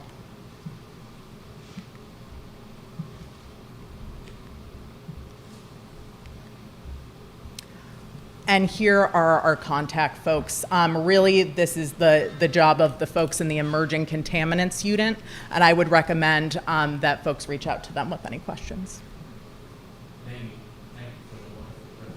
Thank you. There's been a lot of conjecture on social media, right? People playing up some things.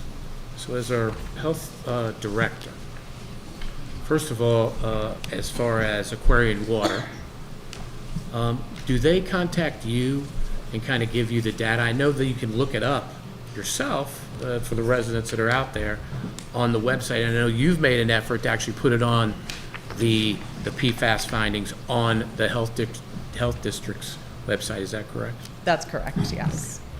And then with the wells in New Milford that are reporting to DPH and to you, are they within the Connecticut actionable?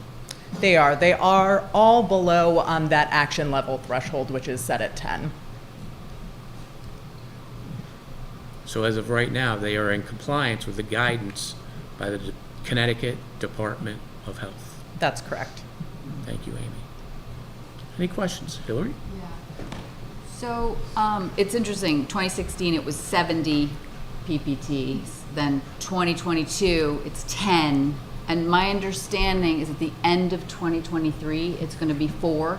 Is that correct? At the end of this year, which is we're a month away probably, right? So that was an MCL that was proposed by the EPA. It has not been adopted at this point, and because of that, there's no action required. Right, but the conjecture is it's going to be approved by all, I mean, maybe even our rep over there could tell us. I mean, the conjecture is that will be coming, that is going to be passed, right?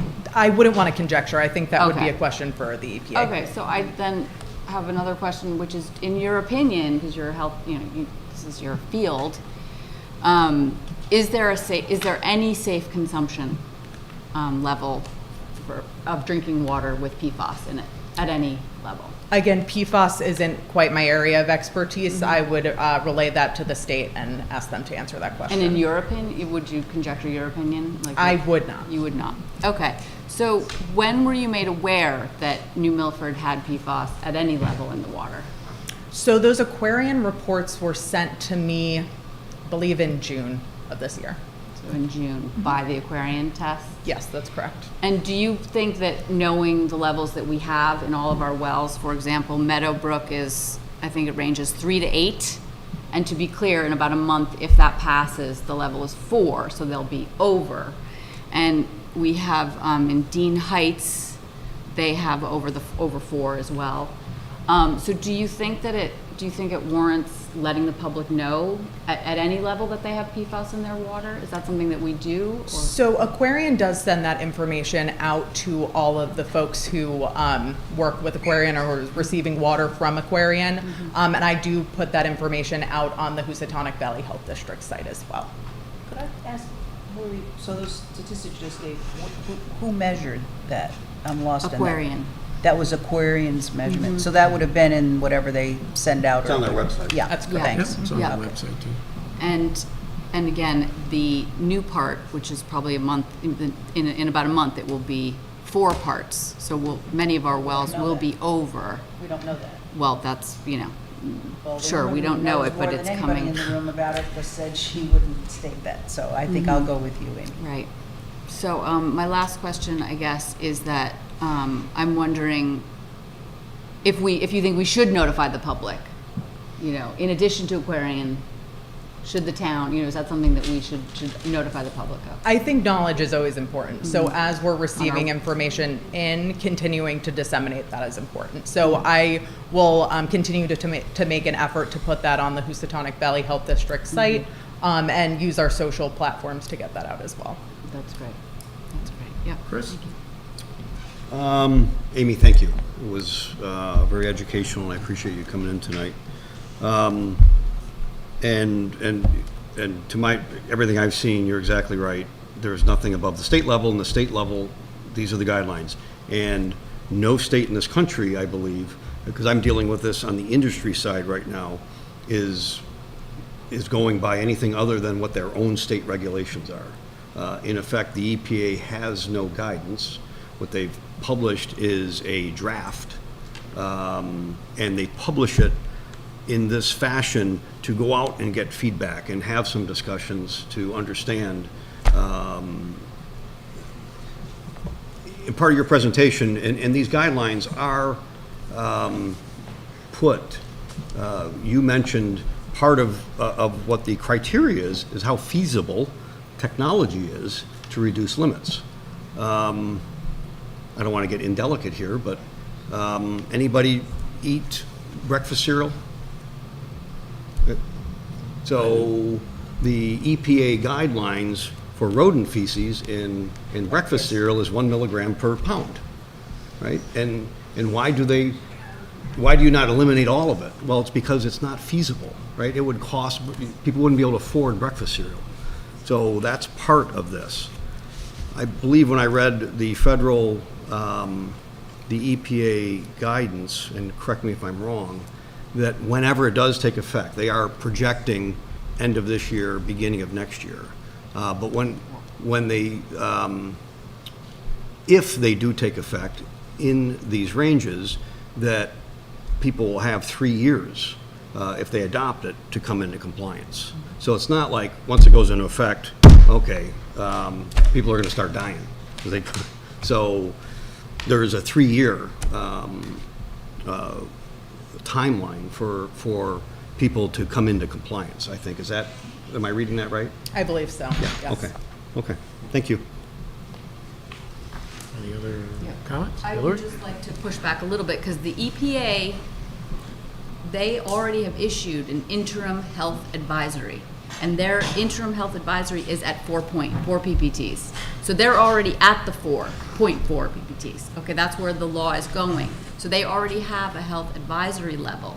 And just to understand the research, the reason these numbers are dropping every couple years, they're dropping so low, is that the research on what this does to human beings is becoming very clear. Leukemias, cancers, I mean, these things have, that is why these numbers are dropping. So I think, erring on the side of caution, it's not breakfast cereal, it's not roadkill. It's something that gets into your body, and maybe that's something you could talk about. What does PFAS do? What are the health outcomes that they have researched? So I would be happy to send around to this group a consolidation of all of the studies that have been done, so we can look into those health effects. Absolutely. Yeah, because that would be important for people to know when they're considering, should I buy bottled water? Should I drink the 0.8? My water has 8 levels in it. Should I? It's up to the people to know the facts, right?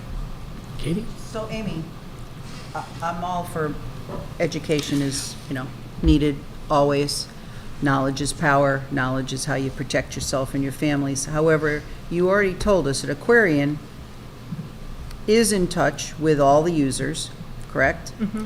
And Aquarian has done that in the past, and they will continue to do it. So my thinking is that when Aquarian has the information and the data to back it up, that they will let those people using the water know about it. And I would say that probably in that same time frame that the mayor would know about it as well, or maybe not. It'd be coming through DPH. Yeah, exactly. You would know about it. So I don't want to put you on that line here, but I don't see that it's something that we should be any more concerned about than anybody who drinks water should be concerned about. If you're concerned about, you do research, you look it up, and you see, I have a well, my own well, and I'm sure there's some in there. It's everywhere. But I think that we aren't really the body that should be making statements about what types of terrible things can happen to people, because that's really kind of scary to people who are maybe new to hearing about PFAS. So I just caution that we mention that. If you didn't want to do it, Amy, I certainly don't want to. As I say, you're the one that's got more smarts about this than anybody else in this room, so I go with what you say. We'll wait for the word from Aquarian. Yeah. And how many people do you think estimate in this town or on public water that Aquarian distributes to? So it'd be the whole town area of New Milford, basically, and where else? So I believe the question was how many folks in New Milford are serviced by Aquarian? Was that the question? Yes. Mm-hmm. So that you would have to ask Aquarian. I'm not aware of. I know there are a number of different systems that serve New Milford itself, and there are a few that serve multiple towns, like New Milford and Brookfield. I would have to look at the numbers to identify that. So I would assume it's the whole town of New Milford that's on water supply, basically, right? I mean. There are a number of private wells as well. Bunch of private, I have a private well. No, I think you mean if there's. I mean downtown, I'm talking about downtown area, you know, the whole downtown area. And then what about the other area, the outside areas, surrounding areas? Like Pete, you're on town water where you are? Are you on town water? Me? Yeah. No, I'm on well. You have a well, you have Yeah. own private. I'm up by you, Mary Jane, I'm on Mount Tom. Yeah, but what about other areas in town that Aquarian supplies? So there are a number of different systems, and Aquarian pushes out results of PFAS and other things that are tested for in the water to all of those systems. So I believe that's been consolidated by DPH, and Aquarian, I'm sure, has that information as well, so that can be found on their website. So, and why do we have PFAS in our water? Why is it in Aquarian water? So it's in water in many capacities. It's not specific to Aquarian, but it's also in soils. It's in a lot of, you can get it from using plastic. It's in a lot of different How does it get in the soil? Sorry? How does it get into the soil?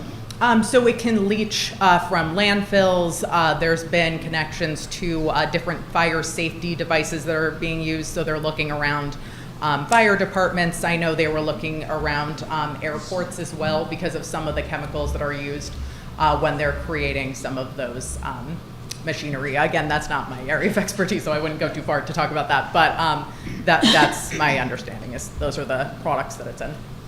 So in other words, it's gotten spread around the towns, basically, like in landfills and.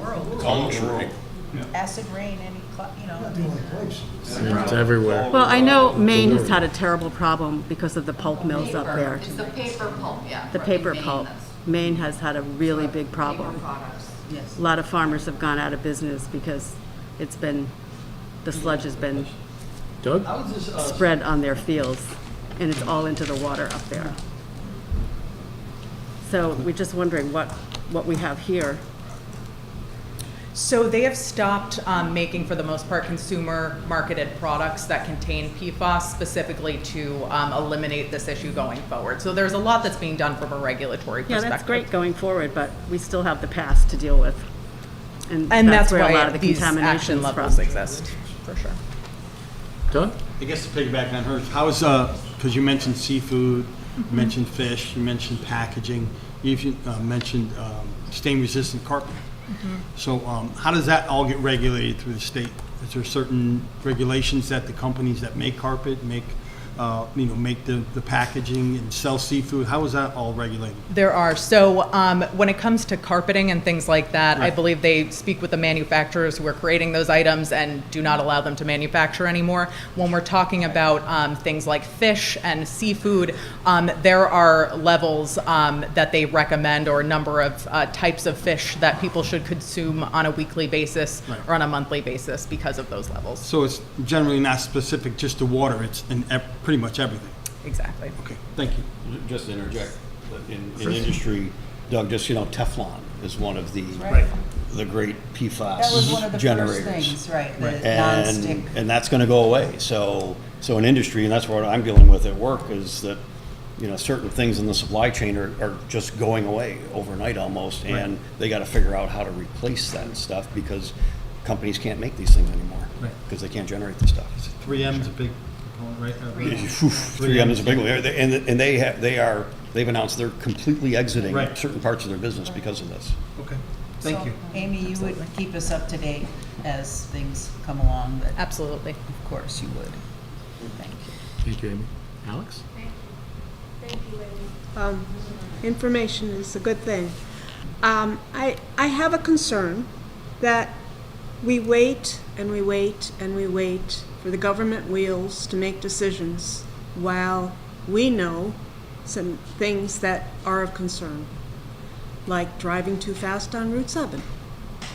If we wait, how many people are going to suffer? And I'm concerned that as a community, we are holding on to information and not putting it out there, not being transparent enough to tell people there may be something. Hold it, excuse me, I have the floor. So I think it's very important that should we get information about concerns, health concerns, that there is a way for us to disseminate that, and not just on a website, because not everyone goes searching for how my water is today. I think it is important that people understand what's going on, that they know we have a concern, that we don't have data, because you know what? The good, the bad, the ugly. And Mr. Mayor, you're really good at sharing the good. But we sometimes need to hear the bad and the ugly in order to protect our citizens. And I don't feel we're doing that by not opening up some discussions when they come to you. And I certainly don't want you to make decisions by yourself, because that's not right for you or for anyone else. You have a town council to bounce things off of and qualified people to ask questions of. But I really feel that when you get information that is of concern, that you have people who research answers, that we begin the dialogue. It's not, obviously it takes years, and we're always going to be in the middle of something we find out. I mean, everybody was smoking when I was a kid. Now hardly anyone does. We learn things, we evolve, we share information. This should be about sharing information, bringing people to the table, taking care of each other, instead of creating an argument. And I prefer that there not be anyone responding to what I had to say. This is my opinion. This is my opinion. And you're going to fight me on it. You always do. So that's it. I'm done with that one.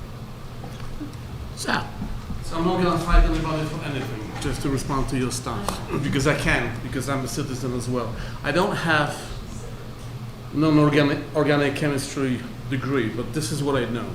How many people are using fertilizers from Home Depot? What do you think this thing is going to? The groundwater, right? Right. I don't use one. My grass looks like crap. I have everything but crop on whatever they have. So some people are saying it's town. We have responsibilities as well. Why do you think I don't use a fertilizer? Because of that reason. Precisely. So if you're gonna blame everybody around, just ask yourself: am I using a fertilizer? Am I using Monsanto? This, that, and everything. Whatever is not allowed yet. And again, I don't have a chemistry degree, but we know we're using chemicals in this form or another. Again, before you blame town or everybody else, ask yourself: am I using a fertilizer or not? Chris? I'm glad you don't want me to respond, but I am going to respond. And I'm going to respond because of your implying that there's a lack of transparency here. That we should sit around and Amy's going to hand out a bunch of studies and we're going to decide what we're going to do. None of us here are qualified for that. That's why we have a state emergency contaminants unit. We go by them. Those are the scientists. We go by the EPA, who tell us, based on all those studies that none of us are going to be able to understand anyways, how to keep our population safe. And I think you're being irresponsible by trying to imply that there's any lack of transparency here. There is none. Kate? I think I would just say that I understand why you're thinking what you're thinking, and there are times, it's like somebody sees a fire, you do want them to say, hey, there's a fire. But I think that because of the fact that this is not something that's been put out by our particular, we're only talking about Aquarian, they haven't made any statements. Amy is not in a position to do that. It's not her place.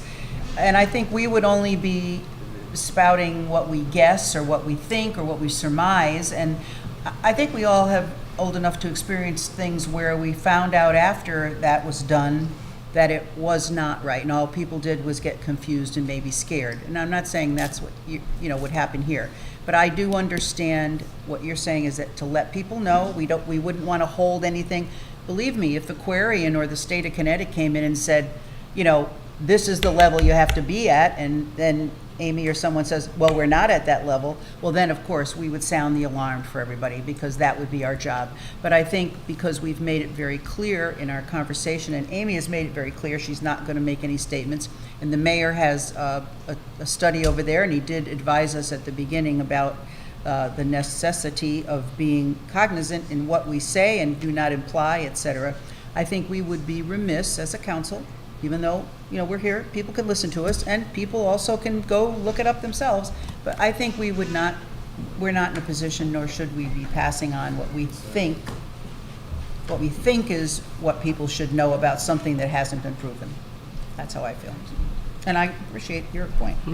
So I think we're here talking about this for one reason. And I asked you about why the roads were being ripped up, Mayor. I asked you why the roads were being ripped up, and you said you didn't know it was an infrastructure, new pipes. That was in July, I think. And then there were more and more pipes, and I started digging around and asking, and I find out it's a huge water infrastructure project going on all throughout the town with a filtration system, a carbon filtration system going in a big Y. And I started to think, what is going on? And so I put it on the agenda on October 10th, which you didn't put on. And then you said we could have this meeting. So we are here now only because of that. So otherwise we would just still have no information out there. I'm curious, when did you learn that we had PFAS in the water? So At Hillary, all, at any level? Absolutely. Yeah. So Hillary, when you asked me that question, Yeah. so let me preface it. Basically, when you're looking at infrastructure on the mayoral level, because I've been accused right now by fellow council, I've been accused on social media that somehow I knew about this wonderful Aquarian project. What happens when the town, and Jack is right over there and he can tell you, is when it's an infrastructure improvement, when it doesn't require the financial impact of the town, if it's just an easement, if it's just a request for property, that would either come to the Department of Public Works for the easement, or if it's to sell land, then it would bubble up to the town council. You had asked me that question about the infrastructure improvements.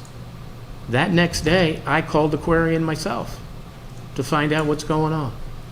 And they told me they were going to have 2 public hearings, 2 public neighborhood meetings. I went to them as the only official. Nobody on town council went there to learn about it. Joe was there. And I was learning more. Excuse me, Katie. I then asked Amy, I called her, because she is one of the experts, as to what this is about, what's with PFAS, how does that work, and is there an escalation in these numbers comparative to what the Connecticut would allow? Is there something that has now surpassed these numbers? I was told no. I was also told to take a look at their website, which is on there. So as council members, as a mayor, it is really our duty, right, to look at this in a globalistic way, not just in a narrative that you can put out on social media sites. Wait a minute. Social media sites, I've seen it myself, on social media sites, talking about that this is elevated, that these are numbers. As of right now, which I had asked our health director to talk about it, whether you like the numbers or don't like the numbers, they are within the limits of the Connecticut Department of Health. You can say for now, they are. Once they were to move lower, I'm certain, wait a minute, I'm certain the market itself will drive towards those efficiencies. Now, on top of that, because you had brought that up and doing my due diligence, I also asked our state senator who's here tonight to say, what can we do? What can we do as a community? Can we advocate? Should we be talking to Pura, which we should be doing, and advocating for lower numbers? But as of currently, they are not. So to ask that question, that's when I found out, that's when I went, and that's when I'm catching up to date So with that all night, what's going so on. that night you went to the. Can I just I just want to make sure that he answered the question, because I asked just a specific they question. did So that notify night that you people. went to You're that acting like meeting nobody was knew, the Hillary. first time you knew about PFAS in our water. I didn't. That time- The answer was long, and I just So wanted to make here's sure. a long answer to the question. I just want to know that. Yeah. You're asking me a question, I'm going to answer it. So I want you to answer Okay. just the very easy question. When did Okay. you know there was PFAS in the water? That's it. Joe had brought that up to me at a meeting about PFAS. I went and asked What's up with PFAS? How does that work?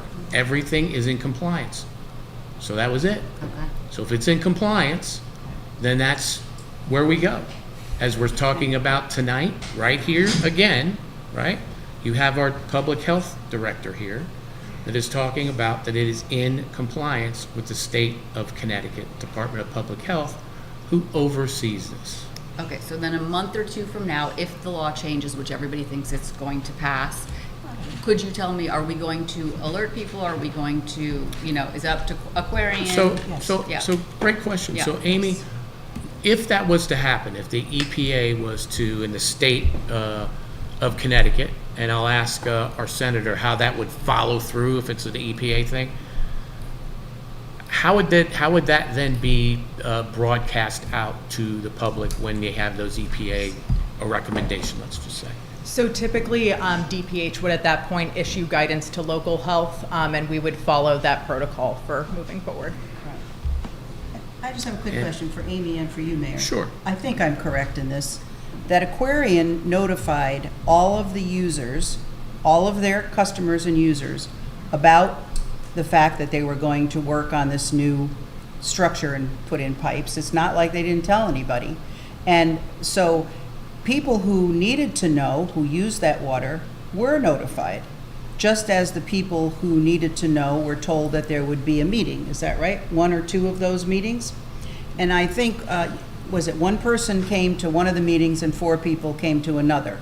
So Two were at the second meeting. They Two were at like the second meeting, neighbors okay. there. So residents, people who live in the town and who are users, that is customers of Aquarian, received information like they've been receiving information about anything that your water company or a utility, which they are, would send to you, including their bill every month.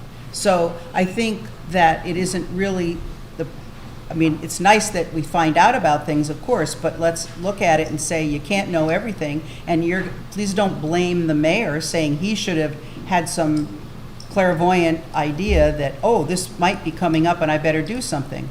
They're a utility. It's no different than Eversource or anybody else. They have the right to do what they're going to do, and if it doesn't come to any of our departments, we don't look for trouble, but if trouble's there, we want to know about it. But in this case, we don't know that it's trouble, and you say that everybody knows or it's going to come to this. Maybe it will, Hillary, but I'm not going to be the one to say to the people in this town, hey, guess what?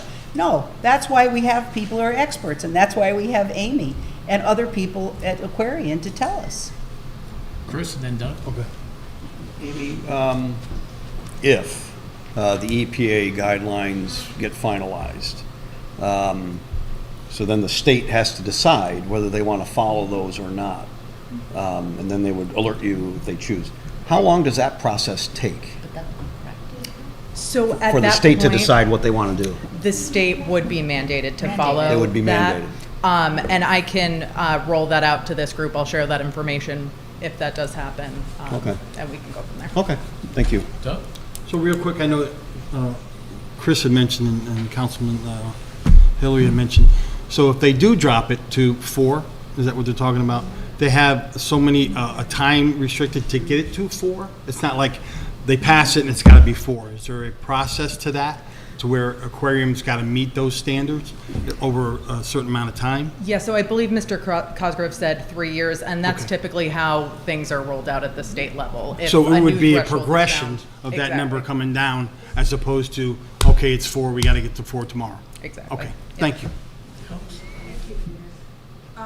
So I'm concerned that we're only talking about Aquarian water users and not the private wells. So that's a whole nother level of this that has to be addressed, and that is more on the responsibility of the people who take care of the town. So I'm a little concerned about that. That's one. And 2, Mr. Mayor, I heard that you said you had a conversation with Joe. For the sake of the world, Joe who? Joe Carata, sitting Okay. right over there. Okay. Yeah. Well, you just said Joe. Sure. When was that conversation? Because I didn't hear the answer. I'll be honest with you, I don't remember the exact date. This year? Last No, year? I believe it was last year. Last year? 2022? I believe so. I Okay. can't give you the Okay. exact date. So when you're given some information like that, no one's expecting you to be able to do everything. I mean, it's unreasonable. Exactly. So why are we not talking about things? So Alex, what I did was Yeah. what I should be doing, which is I contacted, right, DPH, and at that time I also contacted Lisa, who was our health director, and I asked her, PFAS, is that something that's over limits? What is all that? And she said, our wells are in compliance with Connecticut State Department of Health. So then I moved on to the next agenda item, which at that time could have either been a microburst, could have been a tropical storm, could have been one of the myriad of issues that I work on, including residents. So I rely on the professionals. I rely on the toxologists. I rely on those people. So when they tell me that it's compliant, I'm moving on to the next thing. Thank you. Absolutely, if a resident called and said, I have a concern, the mayor could have passed that person on or found out just as he did. But when somebody just isn't a resident, isn't on the system, says, hey, you ought to be looking at this, that to me is really one of the things that the mayor doesn't have time for. And, anybody could come and say anything. We don't knee-jerk reaction to things. I don't think you guys do. So I'm sorry. I think that what's been done is the way it should be handled. And Amy, And Joe is right Joe, here. Go ahead, Joe. Thank you, sir. Thank you, Mr. Mayor. I just want to notify the town council, just to provide some structure to this whole discussion. Thank you. We should always look back to our charter, obviously. Under section 602 of the charter, the mayor's office has authority to reach out to parties, not political parties per se, but entities that have knowledge on an issue such as this issue. And the mayor then subsequently can present his findings to the town council. I'm glad we're doing that now, but procedurally seems like we're on course with what the charter is asking us. And we want to be careful, again, to make sure that we know all the pertinent facts. But from a charter perspective, again, under 602, we're following the right process, and I'm glad that we're all talking about that now today. So I just want to interject that for the Thank record. you, Joe. Thank you. And Amy, just real quick, it was just brought up about private wells. So when it deals with water itself, whether it be Aquarian or a private well, is it still Pura that regulates in State Department of Health? So it is the State Department of Health, and what is recommended is that folks with private wells test their water on an annual basis. If at any point they have any questions regarding the testing of their private well, we would of course intervene and we would get them connected with the right individuals. Awesome. Thank you, Amy. And we have the state senator. Senator, could you come up for just a moment, sir?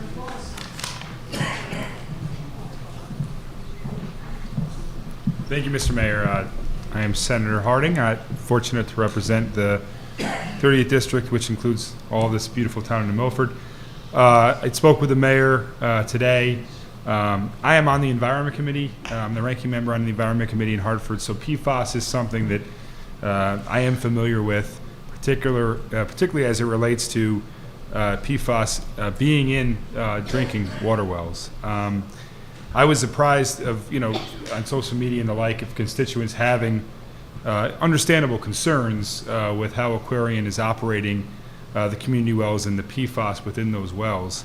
So the mayor and I had a discussion. The mayor also understands these concerns and also understands the fact that PURA and DPH are generally the agencies and the entities that would oversee and regulate these community wells. And as you've heard, also oversee and regulate the private wells as well. So those would be the entities in which there would be some level of enforceability, some level of oversight. I think, Hillary, to your point about the EPA is that would be something obviously on the federal level is the EPA. So I wouldn't have too much insight in terms of what they're going to do. I think I have heard, though, obviously these numbers are trending in a lower direction in terms of what the guidance is for what is acceptable at the government level. And so I think it is wise for the state to be prepared for the fact that the EPA may very well turn around and say this is what the advisable level is, and that may lower to the 4 as you were mentioning. And I think with that said, PFAS is becoming such a critical issue, not only locally here, but throughout the entire state, throughout the entire country. This is going to take a group effort throughout the state. It's going to take investment, and I think it's a worthwhile investment, because not only are you going to need to test the community wells, which are already mandated for testing, but you're also going to need to test the private wells as well. Some individuals obviously may have a difficult time coming up with those costs on a yearly basis as recommended by DPH. In my opinion, there should be a pot of money that we should be collecting as a state to work with those individuals and to being able to allow them to do the testing. And unfortunately, in cases where they see that level above where it's recommended, to help them, most importantly, remediate it, so that when they're drinking this water, it doesn't have the levels that are above what's recommended by either EPA guidance or DPH guidance. But to your questions, as was answered, Hillary, obviously, if the EPA recommends a lower standard, the DPH is going to be required to also abide by the same exact standard. The DPH can only go lower than what the EPA recommends. So as of now, the EPA really has no recommendation at the current moment. Therefore, DPH standards are correct in what they are legally. But obviously, if EPA lowers it, then DPH is going to have to lower it to the same standards that the EPA recommends through regulation.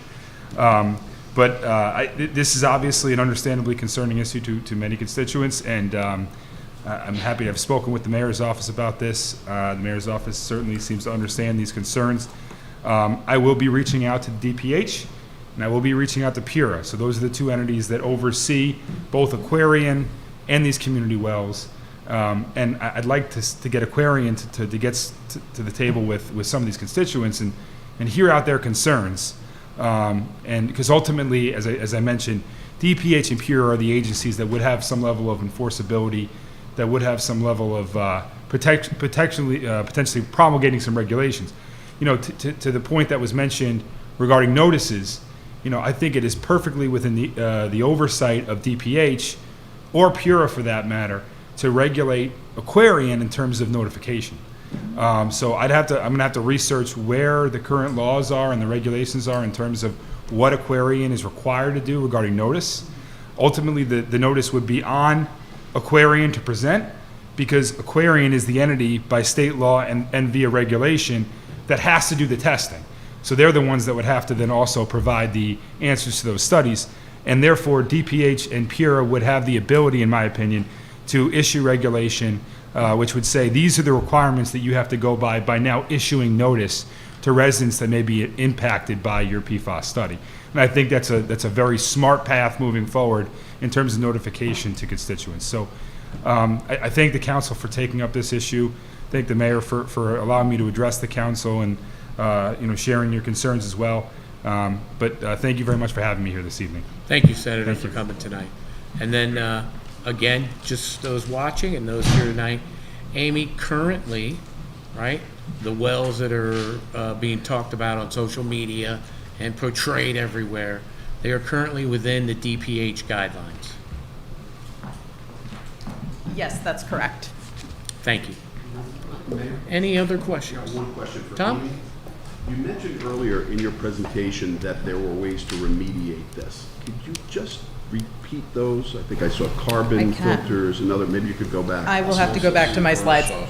Aquarian would certainly be able to speak to this a little bit more knowledgeably than I am able to, but let me go back. Is it in the report, Amy? It would be, It's in yes. that, Right. Yeah. which will be available, Tom? That Right. the mayor's going to put up. Yep, it's got all that. Right. So I would assume, obviously, if the levels come down, Aquarian's going to have to put in a carbon filter or a reverse osmosis membrane or any of these. That's what they're doing across from Right? Is that what, that's what I, Right. well, and you mentioned that you So they're were being identified it by they're seeing being that. proactive? So the thing is, it's actually, the solution is actually being worked on now, correct? That's correct. If they're putting in a carbon filter, so I think we could, Even though I think. nothing's above the guidelines. Right, nothing is above the guidelines, but I think it's proactive of them, and I think it should, obviously we want to communicate this with the community as often as possible, but we should also communicate that there are solutions, that this is not a never-ending pit that we just go down. Amy, have you gotten calls, emails, letters, or anything from any of the people who are on their system? Have you gotten a? No, I have not. Thanks. I think that's why we Thank want Aquarian here, just to answer that, so that we can ask them those questions. What is exactly being filtered out? Who's on this filtration system? And what about schools and, you know, all the condos, what, 400, 500 condos in New Milford? You know, we need to sort of see what their plan is for the whole town. And when they're here, maybe the law will have passed, so we'll be having a different conversation. So that'll be good. Okay. Any other? Just a quick question for Senator Harding.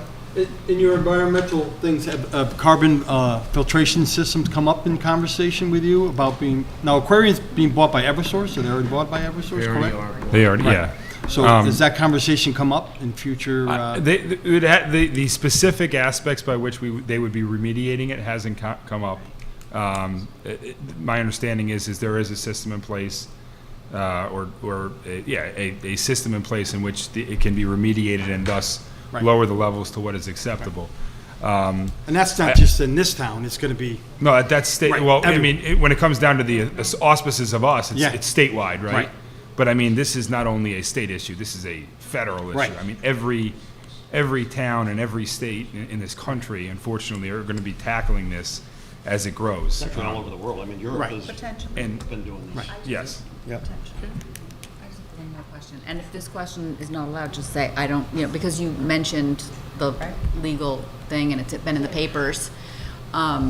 I'm wondering, has there been a study of New Milford as far as like a health cluster, like more cancers than normal or anything like that that is? I'm not aware, Hillary. Okay. I don't know if Amy is aware. Not that I'm aware of, no. Not yet. Thank you. Any other questions? Okay. Thank you, Amy. Thank you, Senator. Thank you, Senator Harding. Thank you. Thank you, Amy. Okay, Mayor's comments? are we done? Yep, I'm going to be very, very quick because I know we're Mayor's at comments, 9:15. item 10. Thank you. I want to congratulate the New Milford Soccer Club's U15 boys and girls as they secured their spot to the semifinals of the Connecticut Cup. So congratulations to them.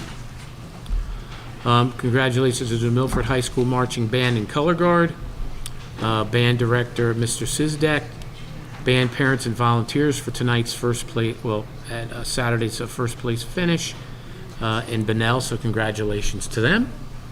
Congratulations to the Bulls cheer commissioner Danielle Lebrando, the cheerleaders, the coaches, the volunteers, parents, as all 4 teams are heading to the New Milford Pop Warner competition. So outstanding Yay.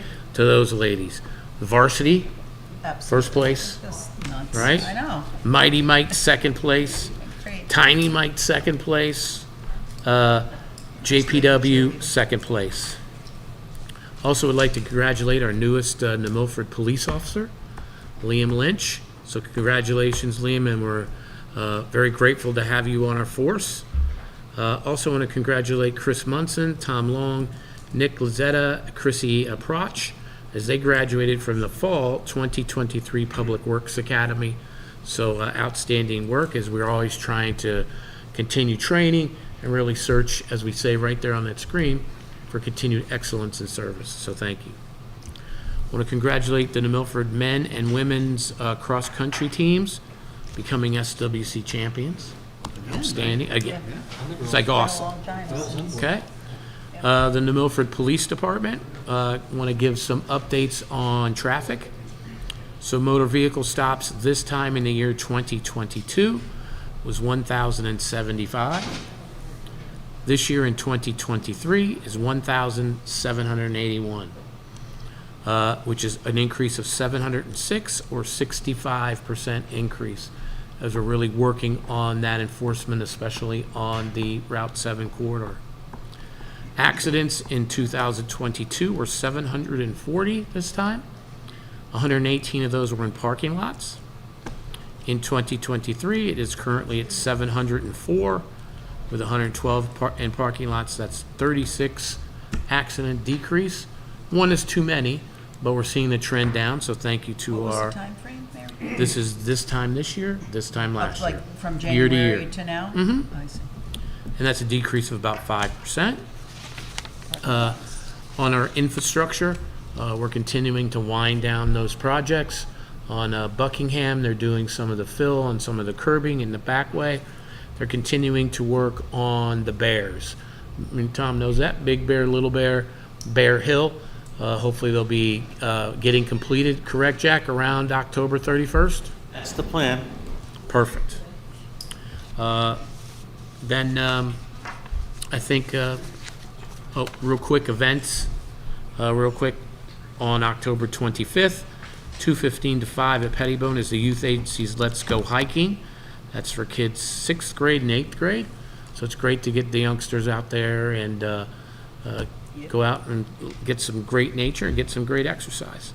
On the 26th at 6:30 p.m. at Sarah Noble School, Cub Scout Troop 467 is doing Lego Fest. So if you're a big Lego fan, come down there on the 26th. On the 28th is the Farmers Market from 9 a.m. to noon. Also on October 28th, the Garden Club, and they've done so many amazing things. As you can see, that beautiful fall, flowers, the bandstand, it's truly, I mean, they're just awesome. They're doing their house plant sale from 9 a.m. to 12 p.m. And where is that? It's going to be in the front sidewalk of the Congregational Church. Okay. And you know what I love? I go there and I ask them for advice on plants because I'm not that good, Chris. I usually am a bad thumb. And they give me some good advice, and I've actually had one that survived so far. So that's making some progress. Maybe you could become a member. That's what I'm thinking. October 28th, from 10 a.m. to 3 p.m. on the Southern Green is the Halloween on the Green, and that's for the youngsters. There'll be a Halloween parade, real safe environment. So that's going to be a wonderful event. Pat Hembrook was putting that on. She's away on vacation, but Pat, if you're watching, I'm sure we're going to do great. So on the 28th also, from 5:30 p.m. to 7:30 p.m. on the Green's going to be Trunk or Treat. That's a big event, as we all know. And thank you to Dan Calhoun, all the Park and Rec team, and all those sponsors that give candy and do the trunks. It's a great event for the kids. On October 31st is regular Halloween for all the neighborhoods that those want to provide trick-or-treat candy. And then the Senior Center is going to have at 1 p.m. spooky Halloween karaoke. Karaoke? Spooky? Karaoke, spooky, I would say. With the seniors. November 3rd at 7 p.m., New Milford High School varsity football team's playing Weston. Also on the 4th, 8 a.m. to 10 a.m. at Pettibone is the cross-country color fun run. And ages 8 and under at 8:30 a.m. and 9 and up are at 8:50 a.m. Then on the 4th, one of the things, Chris, I think is awesome is the Flags of Valor that they're going to have up at the northern end on the Historical Society's yard there. It's awesome. And then you have at 9 a.m. to 2 p.m. on the bandstand is Operation Thanksgiving Food Drive, sponsored by the Women's Club and the Greater New Milford United Way of Western Connecticut. You also have the Farmers Market going on. And then on November 11th, you have the VFW is the Veterans Day ceremony that starts at 11 a.m. And before that, breakfast for veterans, that's at 8 a.m. That's what I got for this I have stuff. one thing to add Yes, under Kate. New Milford events, and I think he's probably still awake, but a few days ago, a wonderful patriarch of New Milford, Charlie Chapin, turned 100 years old. And those of you know he drove a bus until they finally said, no, you can't drive it anymore. He's still a member of the Northville Volunteer Fire Department, and he's just an all-around great guy. So happy birthday, Charlie. Happy birthday, Charlie. Okay, And you done? I got the Yeah, go ahead. one thing that isn't an event as events, but is I call it the Super Bowl of New Milford, Steph. Oh, Super Bowl. Yeah. November 7th, Election Day. Yeah. Polls Let's open not forget that. 6 a.m. to 8 p.m. Hopefully everybody can come out and cast their vote. For those in District 2, and that was East Street School, we've moved that district over to the Senior Center. We have a big sign that's at East Street. We're also going to be pushing that out on our social sites. And we're also going to have the police at East Street to make sure if someone pulls over, they're going to get sent over to the polls. So please come out and vote, November 7th, 6 a.m., 8 p.m. Right. Katie? Okay. Oh, done. So just a little footnote, obviously we know we've had a lot of rain for the last 6 or 8 weeks. And Pete, myself, we've been down to the fields, and we spoke to the AD, Kate Lipinski, and the principal, Manka. And he said if it wasn't for these fields that they have down there, it would have been a rescheduling nightmare. Turf fields? It would be unusable if it was grass. They would have had to reschedule to Brookfield, New Fairfield. The youth wouldn't be able to play there. As we know, the ground is so saturated. With all these rain that we've had, they played in every game. There has not been one canceled game since 2016 with weather at all. Tens of thousands of dollars that we don't see or have been saved. So that's just a footnote of the credit. And the field itself is in great shape. It's 7 years old. There's 2 fields down there. The youth have been able to go over there because the Bulls field was unplayable. The girls were be able to play, and key important, not only girls field hockey, but the band has been able to practice on it too, because they used to not be able to practice. They used to be underneath the parking lot lights practicing. I remember years back when my kids were in school, and I go, why are these kids under the lights? Because they weren't allowed on the field. So that's just a little bonus of knowing that this town has saved thousands of dollars and rescheduling headaches for the AD and for the school and the youth. So And I thank just you thought and that'd that be committee the for, footnote of the fields are in excellent shape. So Right. just a little note. Thanks, Doug. Good return. All right. Katie? Item 11, I'd like to move that, these are road closures. The Bank Street Group would like, and I will move that we allow them or approve them closing Bank Street on December the 1st, 2023, from 3 p.m. to 10 p.m. This is for the Sip and Stroll, everybody, so December 1st. That's pending Traffic Authority approval. Item B, we have a request to close Southern Crossover for the New Milford Celebrates 250 Committee. They're having a Boston Tea Party event. That's Saturday, December 16th, from 1 p.m. to 5 p.m. And they have a rain date of Sunday, December 17th, also pending traffic approval. That's on the Southern Crossover, out here. And then 11C, Mr. Buckby is requesting closure of Youngsfield Road on November 25th, 2023 for the run, Santa's Run, 8 a.m. to 12 p.m., and that is also pending Traffic Authority approval. Have a second? Second. Any discussion? All those in favor? Aye. Opposed? Any abstentions? Thank you. Item 12, Reservoir Dam. Jack?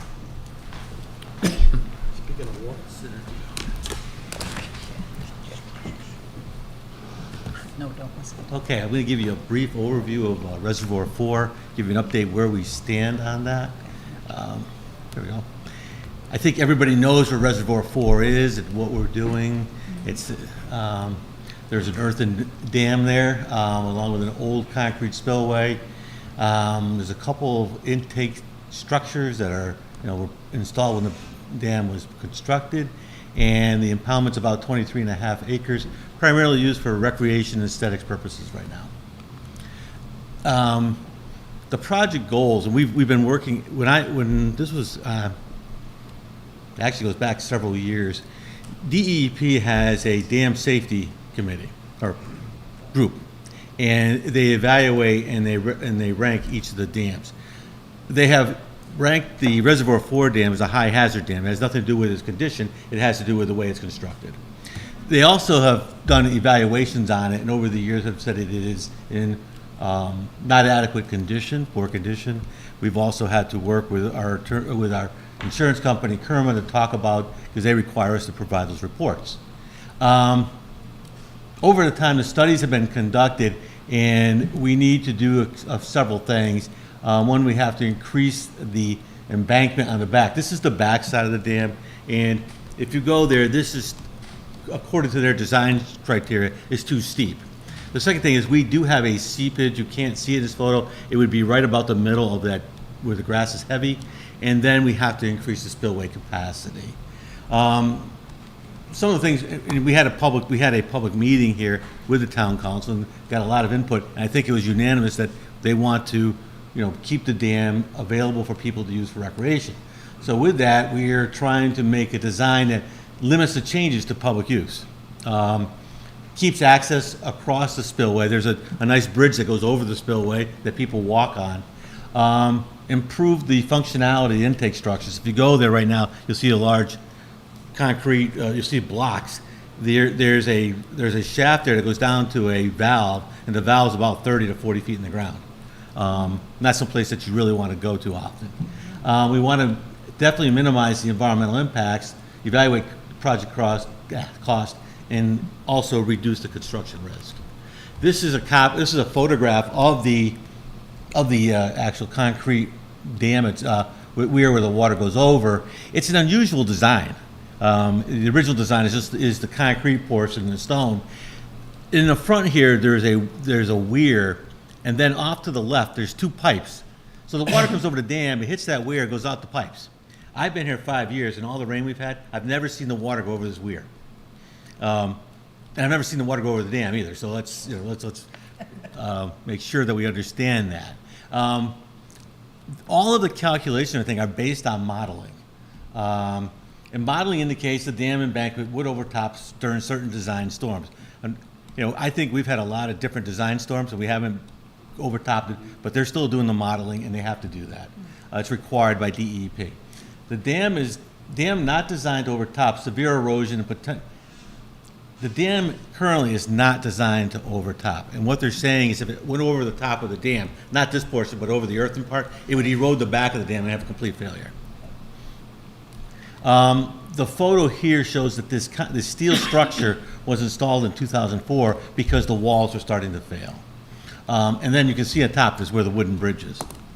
Sorry, who's doing that modeling? Are we doing that? Or are we No, GZA.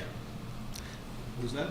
GZA, they're an environmental consulting firm, GZA. They do a lot of the dams in the state. We put it on RFP. We evaluated several submissions, and we selected GZA from those submissions. Okay. Thank you. This is, what's been completed. This is what the dam looks, actually, this is not what the dam looks like today, because it doesn't have a thing on the top. The way the dam's designed is there's an earthen dam on the front and the back. And in the middle, there's a concrete wall that this is designed between. If you can see on the right-hand side, there's a light green, and then you'll see a dark green. The dark green is what we're looking to do as far as adding soil to the back. I don't really want to get into the front side of this because we've talked about several options, and I will in just a minute. Right there where the purple is where we're getting the water coming through. It's actually coming through the wall, the earthen dam. It's monitored. And we also cracked the valve open. We were not able to open it when I got here. We hired Dayton Construction. I give those guys credit. There are two guys down in that hole, which is not very big, with very long wrenches and things, and they got the valve to open.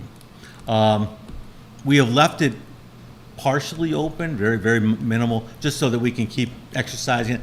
We want to be, that valve is there, so in case we had a huge storm coming up the coast, if we decided we wanted to start to reduce the level of the dam, we could do that. It's required on all dams. It says that we developed 3 conceptual improvements. I need to just step back for a moment. Up until the last year, we were working with a company called Tate and Howard. They were our dam engineers. And the guys got old and they retired, both of them. So there is no Tate and Howard anymore working on dams. So we went out and we got GZA. When they were looking at it, they were looking at a design where they would actually just reduce the level of the water in the dam. And if you remember when we had the open session for people, they were adamant they want this dam to remain usable the way it is. So we've gone with that concept in mind. We've come up with 3 conceptual improvements. We are working right now through the evaluation of that.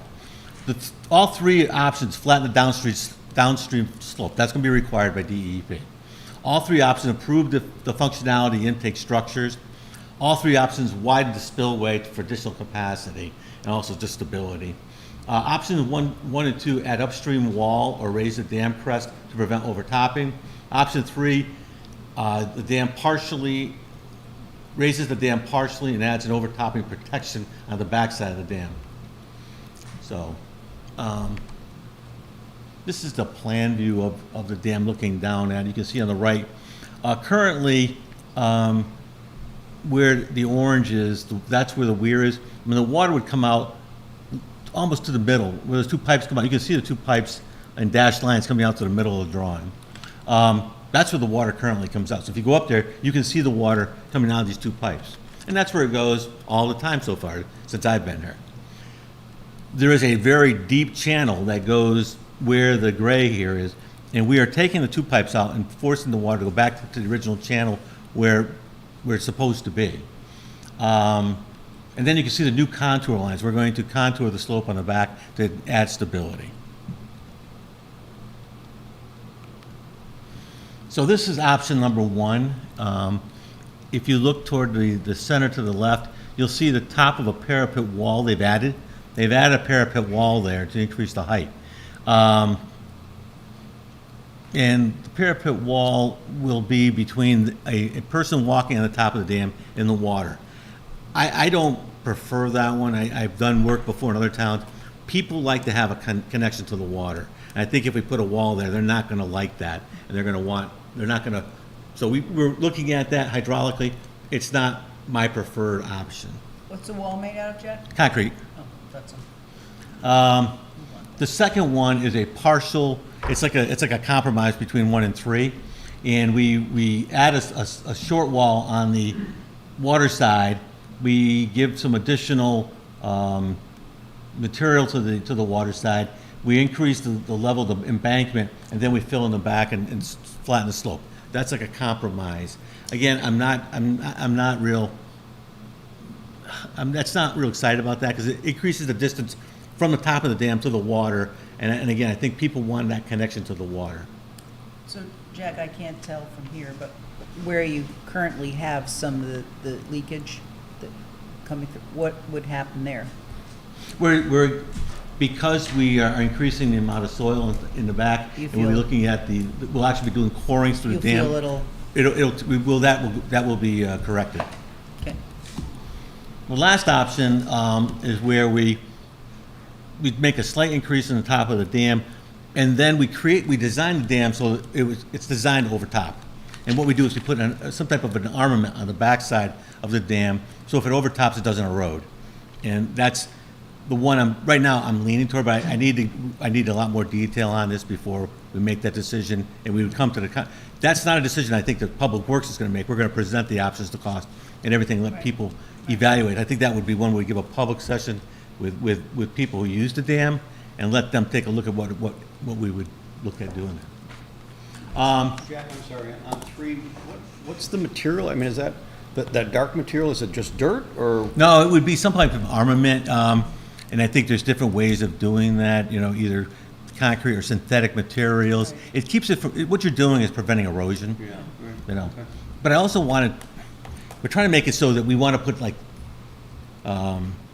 seed there for bees and make it a natural environment. Well, that's what I'm worried about. It Yeah. wouldn't look like a natural environment. No, we're Okay. pushing. That's why we're pushing this, but I'm pushing to keep the natural environment. Got it. Okay. We want the atmosphere there, if you will, to stay the same when people go there now. Yeah. Right. Yep. Oh, it's gorgeous. I go up there once. Basically just a membrane on top. Yeah. Hold soil, and then you'll put topsoil on top and then grow for pollinators. Yes. So we're looking at a couple different options there. I walk my dog over there. Is there anything going to change or not? I'm just kidding. My dog over the bridge. If he's a crazy puppy. So I'm just saying. You'll still be able to do that. Okay, fine. That's all I need to know. Please use the bag. Just use the bags. Right. Anyway, we're gonna finish up some details on this. I think we'll have like we do with the bridges, we'll have a public session. I think that give people the information, let them go up and look at what we're proposing. Once we get to that point, there's a lot of permitting that has to be done with DEP. We're working with Chuck Lee at DEP for this. He's aware of the project. It will take a lot of give and take on that. We'll have to get their approval before we can do the work. Then we'll prepare the final drawings, specifications, and go out. We'll look for state and federal permits, and then we'll go. It's going to be a process. Any questions for Jack? Already asked. I mean, this is too early for, we'll get into it, but are they pretty much the same cost, those three options, or they vary? We're working on those. Right now, it looks like, no, it looked like I went from cheapest to most expensive. Oh, I wish I could go the other way. okay, okay. Jack, what's the height of the water? Is it 50 feet? Excuse? What's the height of the I think it's in the 50, let me think, well, the valve is down 40. right. So And you're it's gonna probably raise 50 the to wall you're 55 putting feet. up is gonna be another 7 feet? Yeah. I personally, I don't like that design. I mean, it's not my choice, but I would present it. But I think that it takes away from what you're trying to do there, Exactly. which is let people, like when you walk, I don't know if your dog goes in the water, but people like to go down and, get in the water. Alex? All three require more fill on the water side of the building. Is that correct? No, the one with the one with the parapet wall does not. It's not, The first one. right. The other least two do. expensive. The least expensive. The least expensive. So my concern is what happens to the environment of the water when you're changing the levels of that much of it? The actual elevation of the water shouldn't change. When we say we'll put like a small increase, but it won't be all the way, it'll just be a certain height. We're not changing the elevation of the water itself. The dam on the far end is what regulates the level of the water. I'm a little concerned about the environmental impact by changing the ground so close to the dam and on the edges. It's going to change. That's part of the evaluation that they have to do. Right. And it's part of the evaluation that DEP, when we work with them, they will look at also. Had a big issue at a camp I worked at where we had Okay. to deal with the dam, and it kept getting stopped with permits because of the attempt to put fill in on the water side. Yeah. We have to work with, the state DEP, we also have to work with Army Corps of Engineers. And Right. I will tell you right now, it's like with the bridges, it's a moving target right now. So. Do you have an estimate of We're how long work- this is going to take? Oh, estimate at a time? I think it's gonna take a couple of years. Okay. I wish I could be more optimistic. I know. And were the ARPA funds just to go towards the project, or I just can't remember, it's been so long, or was the ARPA funding paying for the whole thing? We were hoping that That it it was pays the for the full whole thing. thing. That's what we're hoping. So are That's we all gonna close be- to that target, or Well, we don't know? right now, the original estimate was based on the water was 1.2, was a little less than 1.2. I think we're over that, but we're still working on details on that, so, I hope to have that very shortly. When we do the public sessions, we'll have those numbers. Any other questions? Thanks, Jack. Thank you, Thank Jack. you. Thank you very much. Next, Greg. Item Finance. 13, Greg Ospow, Finance.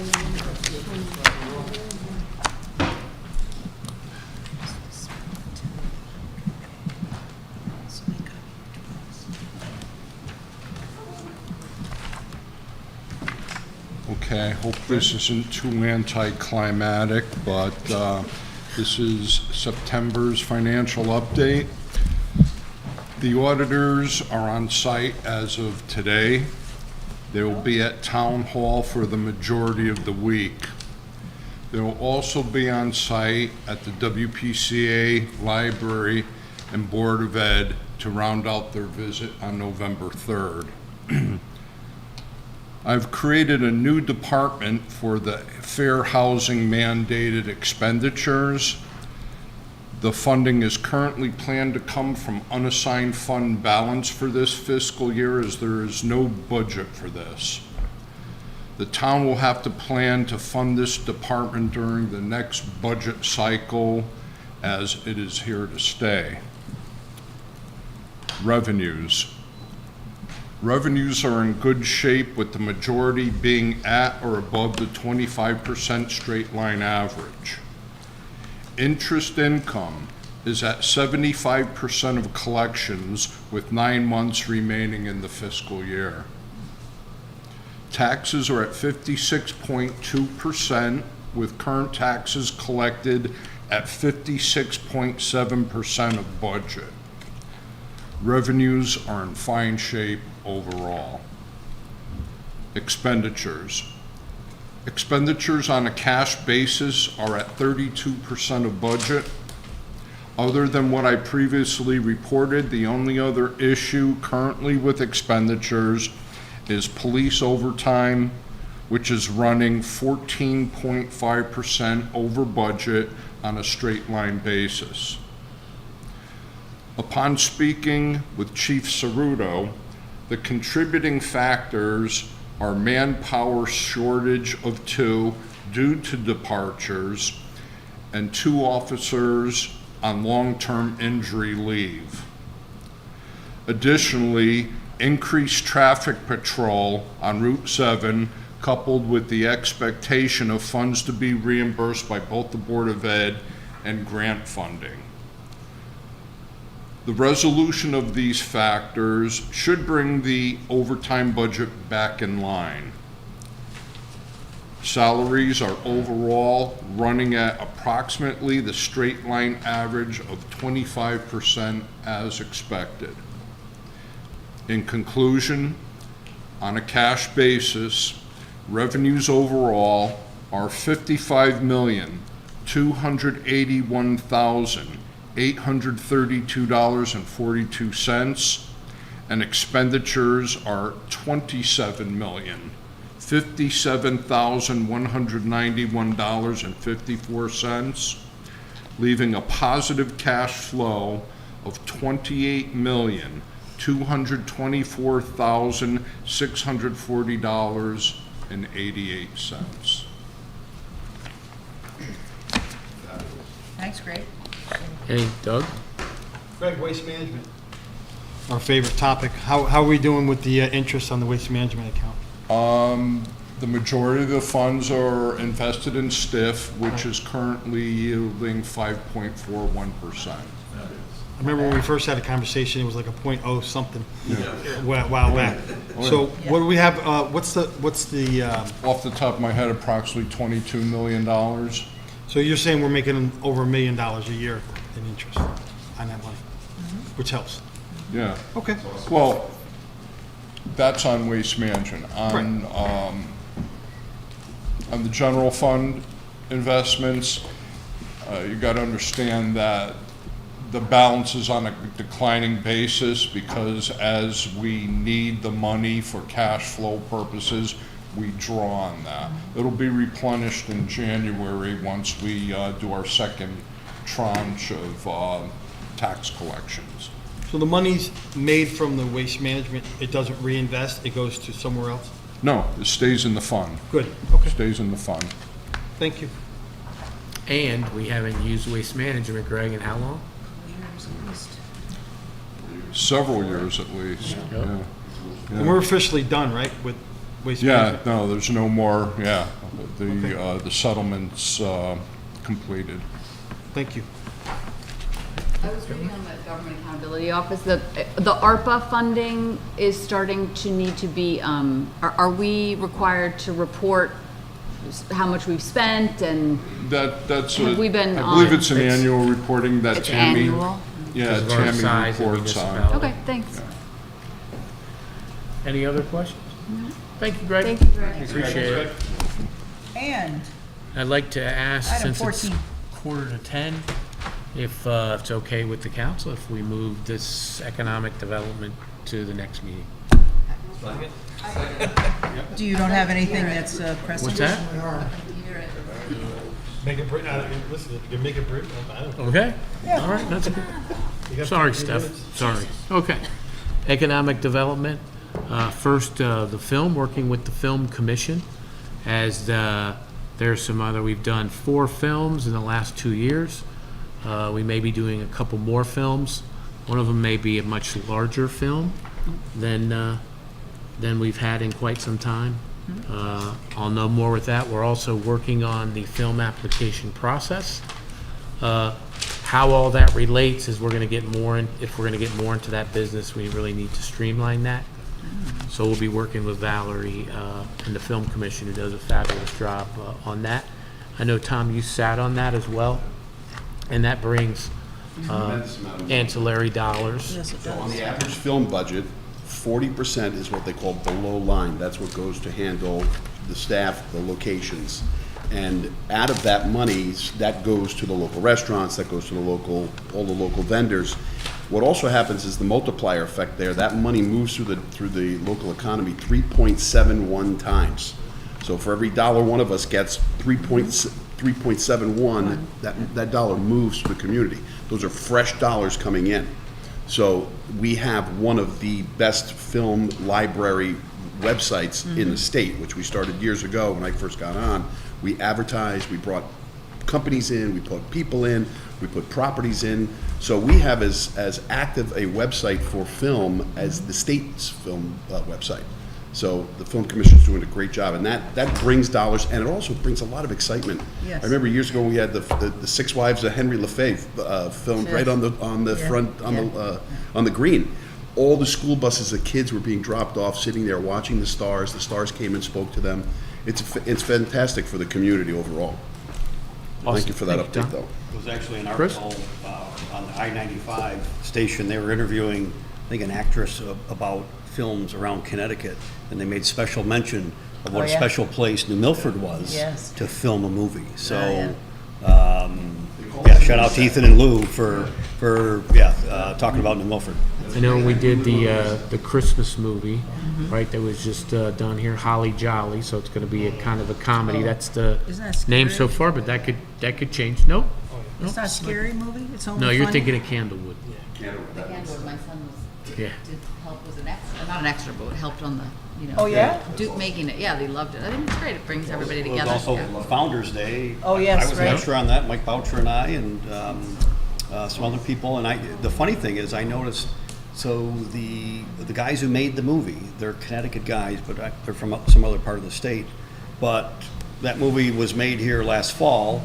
I happened to be in a local restaurant before I watched the fireworks for 4th of July, and they were back here in a local restaurant. So, and they said they loved it here. We had the Saturday Night Club that Right. won all sorts of awards. Won, I think, an LA award. Won Yes. another one, I think it was... Was it the Friday night? Or Saturday? Overseas. Was it the Friday night? But that's good. But anyway, we're working on more of those. Hopefully, we'll have great. more to tell the council when it comes to that. I spoke to Lockley Collin, who obviously does Education Without Wealth, phenomenal group there. But they also opened up the bookstore to rave reviews. Lots of people using it. As we all know, that helps solidify the downtown, along with our regular library. So that's some good news. I am hearing that the queue should be opening up towards the end of the month. I said that last month, but that's what No, I'm being told, right, Katie? Sparrow, the middle of November. Yep, I was going to say Sparrow in the middle of November, and that's where, where Zaragoza used to be, and that is the restaurateur that does the Owl up in New Preston, and we do know about the queue itself. Also want to congratulate Rolando from CNC Deli, as he was named Dominican of the Community from the Dominican Society down in Danbury. So outstanding job to Rolando, and he's got his 2 delis, one here in New Milford and one down in Danbury. So that was great to see that. It's an excellent deli. I'm amazed. I stopped there. Love it.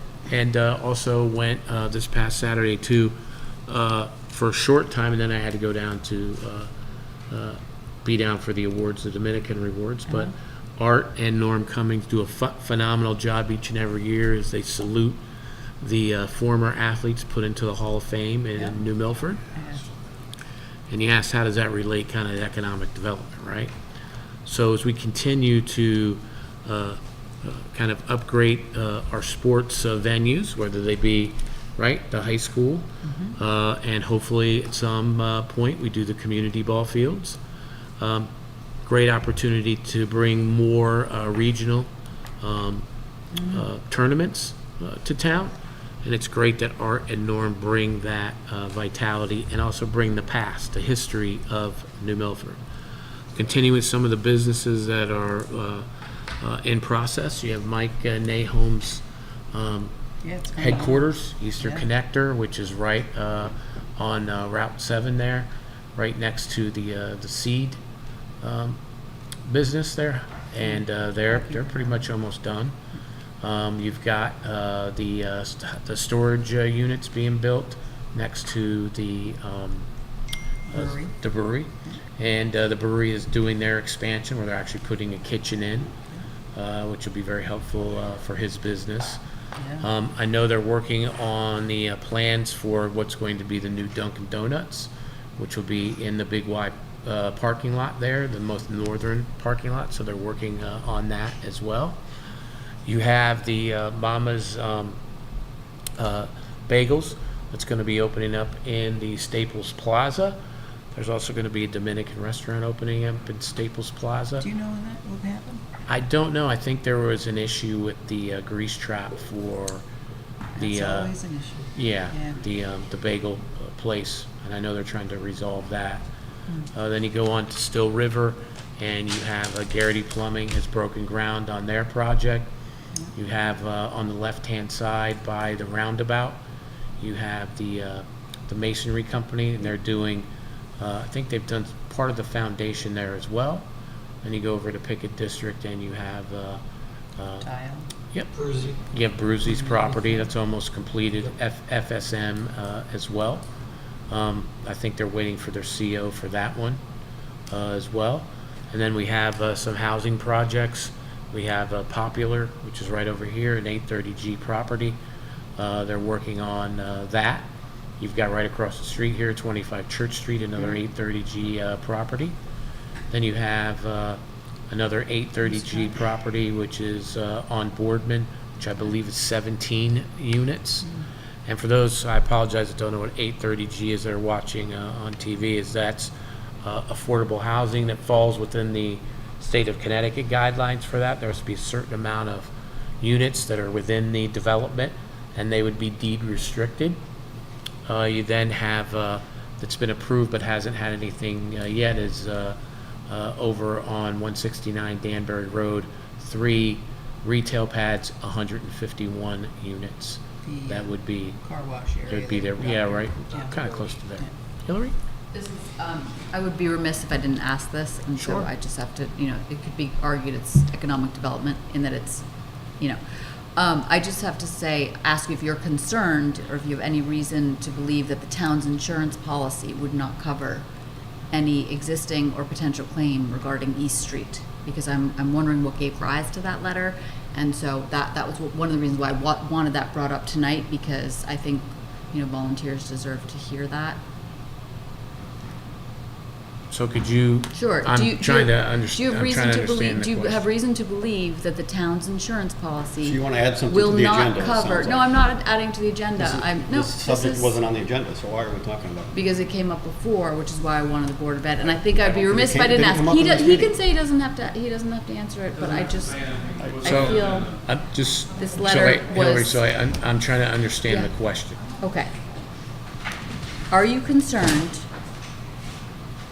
or do you have any reason to believe that the town's insurance policy will not cover any existing or potential claim regarding East Street? Can you quantify a potential claim? Claim from whom? A claim for what? No, I could be all over the map. Well, no, there's. Is my question clear? And I don't. Well, So- sounds like a legal So- question. so Hillary, I mean, I'm if you sorry, want, is it Joe? if you want the town attorneys to look into the question, then I suppose we could do some due diligence on it, but I'm not, the potential claims are. So Hillary, quantifiable, quantifiable, are you talking about a slip and fall? Are you talking about the roof that falls in? What are you quantifying? That's why I'm asking. No, I'm talking about the letter that you sent to the volunteers on the Board of Ed, saying that they could be sued, they could be liable. So I'm asking if you are concerned or have reason to believe that our insurance policy is not sufficient to cover those volunteers. I'm trying to answer it the best I can because it's not on an agenda item, of which I Right. hoped it would have been on. What you made the agenda. But one of the things when you do talk about the letter that was in here, in the last portion, I'm putting this up on the town site. You guys already put it up as well. holding anyone responsible for dereliction in their duties and violate their oath. So if nobody did that, they're good. If they did, that can be an issue. Right. So if you're asking me case to- if the Kerma has a liability, that's something that we'll ask, and I'm certain they probably would. But to me, if you're an individual that aren't derelict or don't violate their oath, then you've got nothing to worry about. Great. You're covered, got nothing to worry about. They're covered. Yeah, Yeah. Thank you. absolutely. Thanks, Mr. Scally, for keeping us until 10 o'clock. Thank you, Mr. Scally. Think, lesson learned. I gotta be up. Do you have, are you asking to raise your hand? They have a motion to adjourn. Motion to adjourn. Oh, no, wait. Uh-oh. We have people with their hands up. No, we're voting motion to adjourn. All those in favor? Opposed? Thank you, everyone.